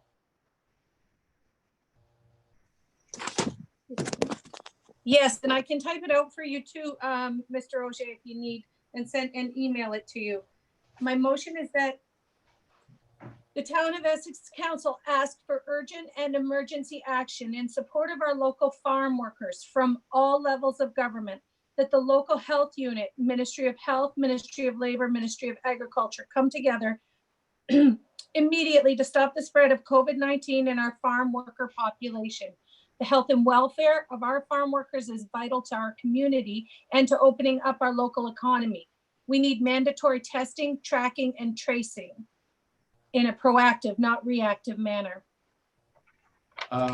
Councillor Verbeek, if I may, can you include in your motion not just the farm labor itself, but the owners of the operation, because they're in the facilities too at all times. So thank you for that, friend. I'm happy to make that friendly amendment and include anybody within that farming, within the farms. okay, great. Yeah. Great, thank you. take my. And through you, Mr. Chair, this would be a letter of support, obviously sent to all parties concerned. Yep, absolutely, Good. So absolutely. Thank At all you. levels, at all levels of government, all the ministries' offices involved. The agriculture minister, the whole 9 years. Okay, thank you. So Thank on the motion as stated by Councillor Verbeek, Councillor Bondi, how do you wish to vote? Support. Councillor Vanderdolen, Support. Councillor Bowman, how do you wish to vote? Support? Mayor Snively, Support. Deputy Mayor Malash, Support. Councillor Garren, Support. Councillor Verbeek, Support. and Councillor Bjorkman. Support. With a vote of 7 in favor and none opposed, the motion carries. Thanks.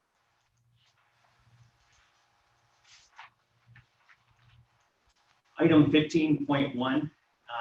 Excuse me. Yeah. I have something else in new business. Go ahead, Deputy Mayor Malash.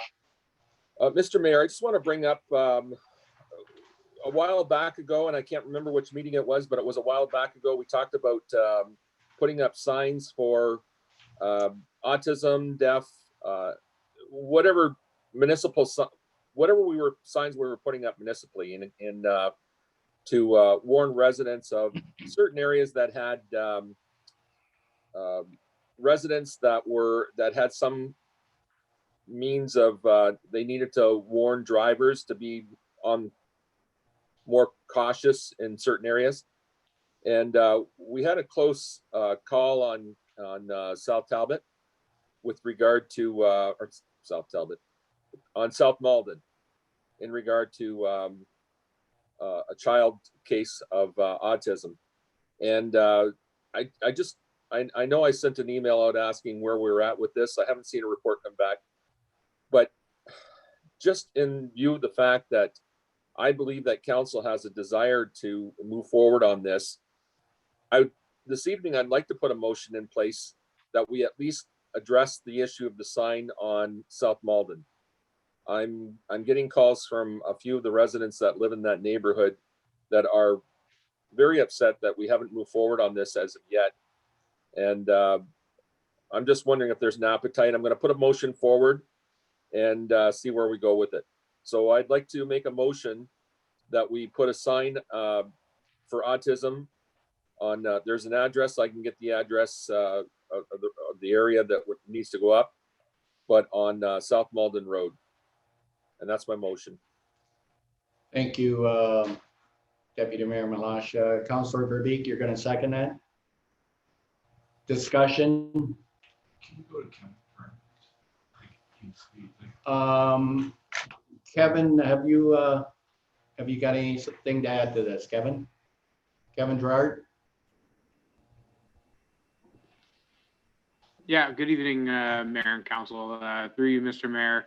I am working on a policy as requested by Deputy Mayor Malash for special needs signage. I'm actually in the process now of completing some of my research on what other municipalities do within Ontario and within our region. I should have a policy before council, I would say, in the next month or so. But we can review the special needs signage at this particular location if I'm provided with the address, and we can address it as usual business. Go, Kevin, can you just repeat that again, please? I didn't catch that last part you said. Go ahead. Yeah, if you guys want me to, I can review this address specifically. If Deputy Mayor Malash would like to provide me with the address on South Malden, I would be happy to review this situation and report back to council. Thank you, Kevin. Deputy Mayor Malash, are you? Yes, I can get that address for him. Okay. Okay, thank you. Now, this motion that you made, you want to withdraw the motion? I'll withdraw the motion if. Okay, thank you. Thank you. Thank you, Deputy Mayor. Item 15.1, notice of motion with respect to improving recycling efforts in the municipality. That was deferred to the July 6th regular council meeting. 15.2.1, following notice of motion was first presented at the June 1st meeting and is being brought forward for council's consideration this evening.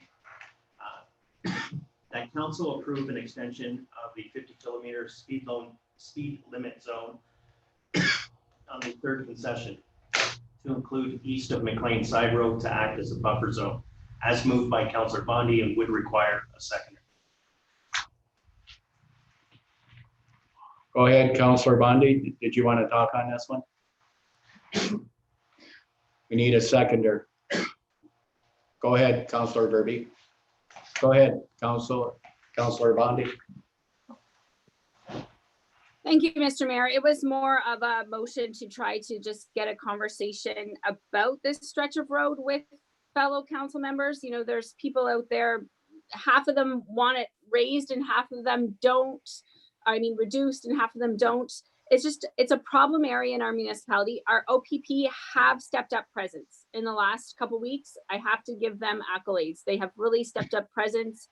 It's just, I think, you know, Mr. Mayor, this has been ongoing for a long time. So I know administration has followed up and said they're developing a policy for looking at our roads. And I think that that's great too. So we can wait to have this conversation about this particular road when that policy comes in. I've heard concerns that now that the fourth concession has gone down to 60, that people are taking the third. So I don't know. I would like to see, once we lay that policy over all of our roads, we can really see where the problem areas are. But I appreciate council, if anybody has any feedback. Our OPP are aware, they are really helping. It's a problem area. And I just wanted council to note publicly that it is a problem area. Councillor Bondi, this has been an ongoing issue for quite a long time on that stretch there. And I know we've been pushing for radar to be set up there. And I know I've been pushing. I seen an officer at the one of the parking lots in town and asked him if he could go out there and sit out there. And I was told we only had 2 officers on duty for a weekend. I couldn't believe that. But anyways, but I see in the last week to 2 weeks, almost every time I go through there, there's a police officer there in that subdivision that Joe De Silva built there. So I know we beefed up our presence there. Now we do have a problem, you know, you're saying that we do have problem on our other roads too, eh? You know, the third concession west, I've had complaints. Now the road is closed there because of the drainage they're putting in, but I know there's problems on a lot of our roads, okay, but I know, Councillor, I know you've been working on this. That is a problem area, but the police presence, and you know what? Most of the people that are getting fines there, believe it or not, are local people that live on that road. So just to let you know that. Go ahead, Councillor Van Den Hove. Yes, I think it's short-sighted to say, oh, there's a speeding problem on this road. Speeding is a problem on every road in the municipality. It's a problem on every municipality in Ontario. And in fact, it's all over North America. If you've been reading the news stories of the number of people caught doing crazy speeds because the roads are emptier, I think we do need to do something about speeding, not on that road specifically, because I think it would be one of the problems with speeding rules is that if you raise them or lower them unfairly, you create contempt among drivers who then start to ignore the rules. So if you drop the speed limit in between cornfields to 50, that inspires contempt from drivers because it's unreasonable. If we're not enforcing it properly in the 50 zone, then fine, let's enforce it. But don't extend the area of non-enforceability further. That's counterproductive. You know, I live on the Arner. The speeding is terrible on the Arner. Transport trucks routinely do 110 past the end of my driveway. It puts everyone who lives on the Arner, they put their lives at risk every time we slow down to get into our driveways. Speeding is terrible, but just one little piece, we should do something bigger than just extend that 50 zone a couple hundred yards and thereby earning further contempt from drivers and residents. I'm glad the mayor pointed out that most of the people getting the tickets there are local residents. This is something that goes on in every municipality. All the people who are the loudest about speeding themselves probably speed terribly. You couldn't prove that unless you put some kind of tracker on their car. But I know that I speed just a little bit, and I'm the slowest guy on the road. So let's do something bigger about speeding. Thank you. Thank you, Councillor. Kevin, did you want to add anything to this, please? Yeah, sure. Thank you, Mr. Mayor. I did write an email to council to let everyone know that I am actually working on a policy for speed modifications within the town of Essex. I've been doing a lot of research on this and have some experience with setting speed limits on municipal roadways. And one of the key factors is that we need to make sure the speed is appropriate for the road itself, right? So a big thing would be the physical characteristics and using best engineering practices to develop that speed. And the best use of that would be to use the Transportation Association of Canada guidelines. There's an actual technical manual that can be used, and it takes into account things like lane width, curvature of the road, obstructions on the side of the road, ditches, how many driveways, intersections, controlled intersections, those types of things. If I can make one comment as to just, subjectively changing the speed limit of a road, it's been proven, and there is literature out there that states that just reducing the speed of a road is not very effective, and it usually has no effect on the behavior of drivers. Right? Drivers need to, through the Highway Traffic Act, need to react, and they need to be cautious of their own speed. I think the big thing here is coming up with an objective method, and using the Transportation Association of Canada guidelines would be the best way to do that. And like I mentioned to council, I should have a policy in the very near future for addressing requests like this, and hopefully get some council buy-in and some suggestions, and happy to answer any questions if you have any. Thank you, Kevin. Any questions from council? Councillor Verbeek. Thank you, Mr. Mayor. Thank you, Councillor Bondi, for withdrawing your motion, because I think it's really prudent of us to wait and see what Kevin comes back with. I'm also really grateful, Kevin, that you're going to give us a tool that we can work with, and so that we can do this across the board. I've been receiving complaints from people on the 3rd. I don't travel the 3rd, and I'm not really familiar with the problem, but as Councillor Vanderdolen said, they're everywhere. There's like all of us out here, especially in the county, are experience those drivers on our road.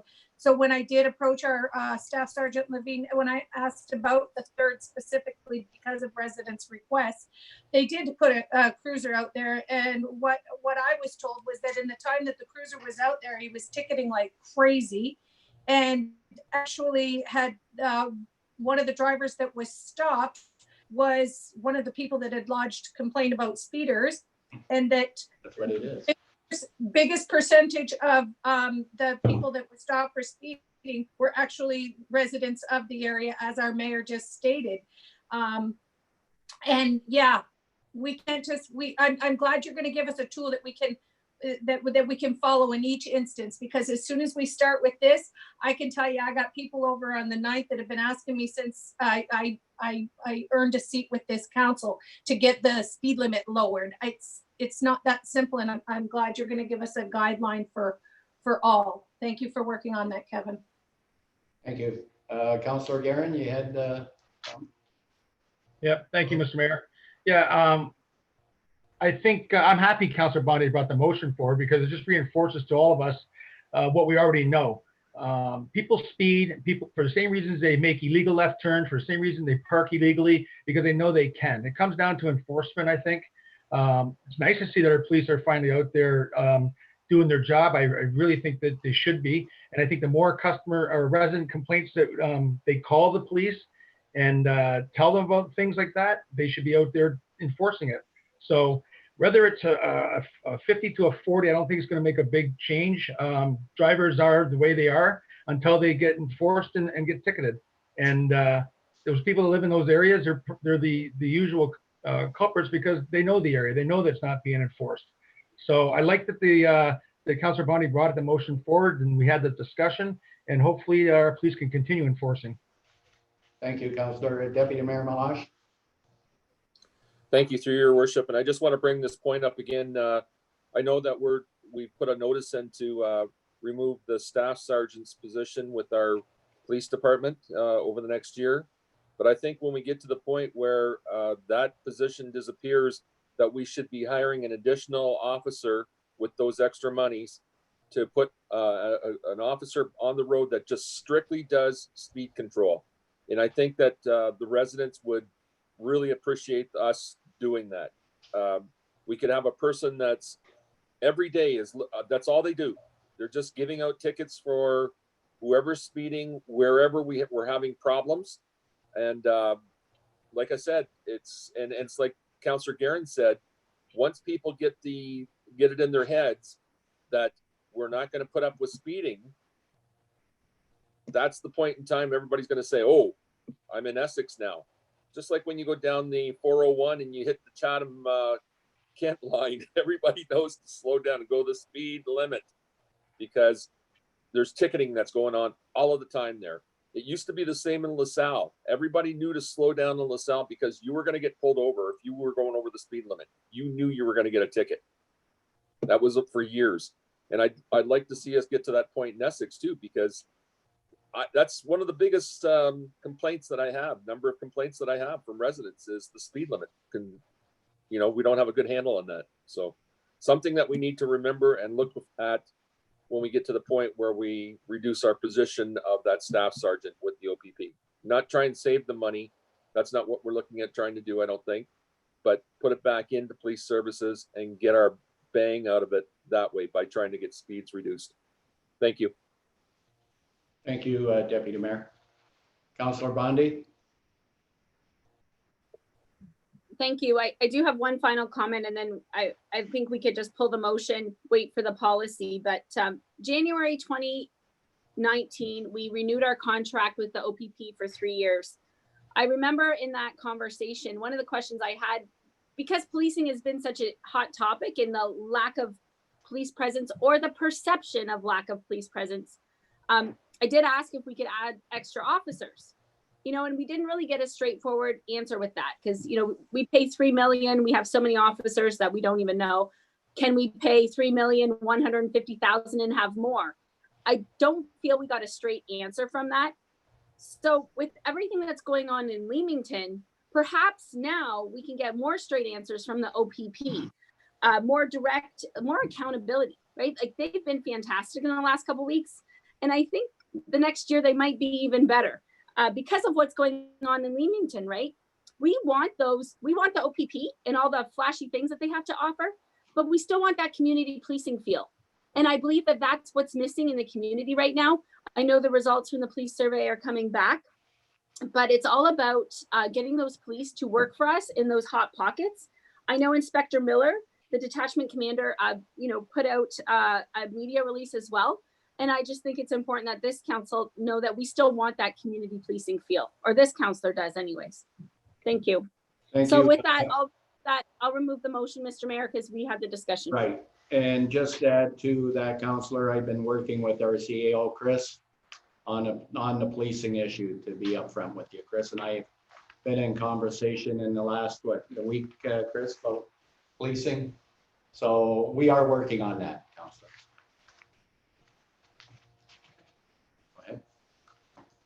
As added to the agenda this evening is 15.2.2 is a notice of motion as presented by Councillor Bondi. Again, for presentment only with consideration by council at the July 6th meeting. That council designate funds for the 2021 budget process to hire a consultant for a valuation of ELK Energy, being that it is a town-owned asset, and knowing its value is important to our shareholders. Item 16 on the agenda, any reports and announcements from council members? Deputy Mayor Malash? Councillor Van Andel? Anything? No. Councillor Bjorkman? Do you have anything tonight?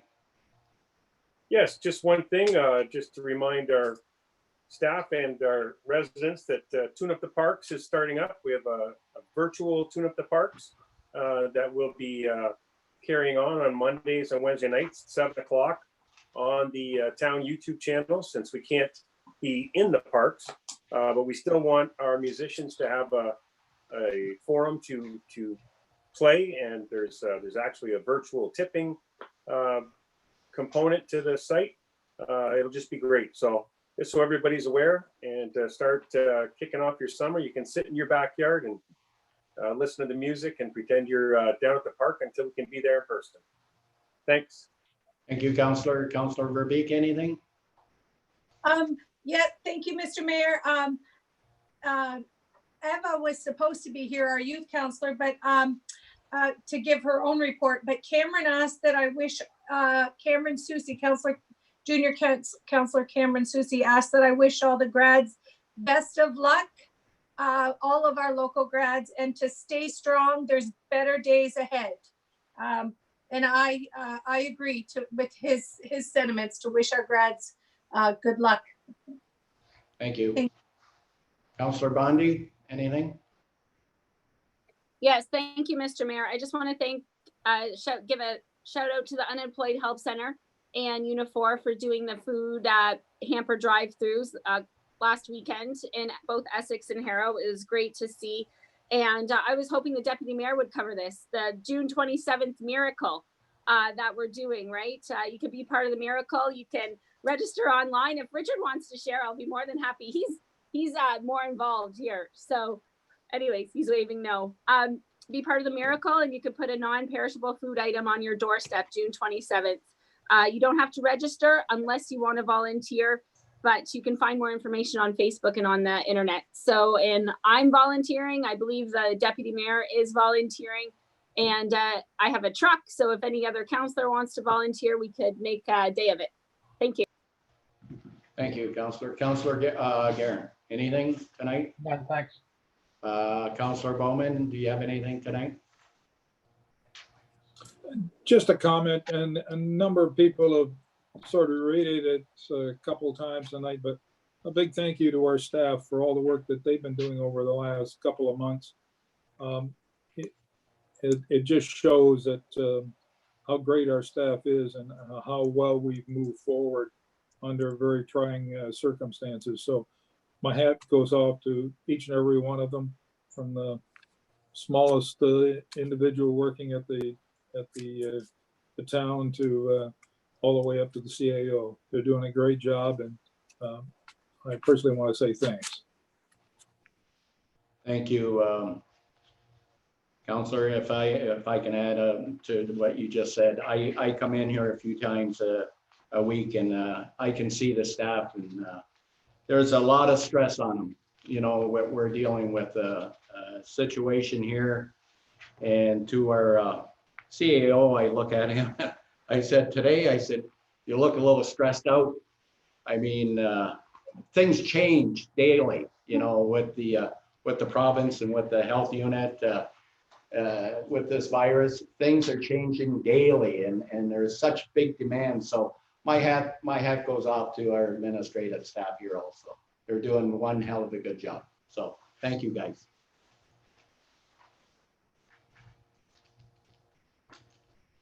Under bylaws this evening, for third reading, 1917 being the confirming bylaw from the June 1st meeting.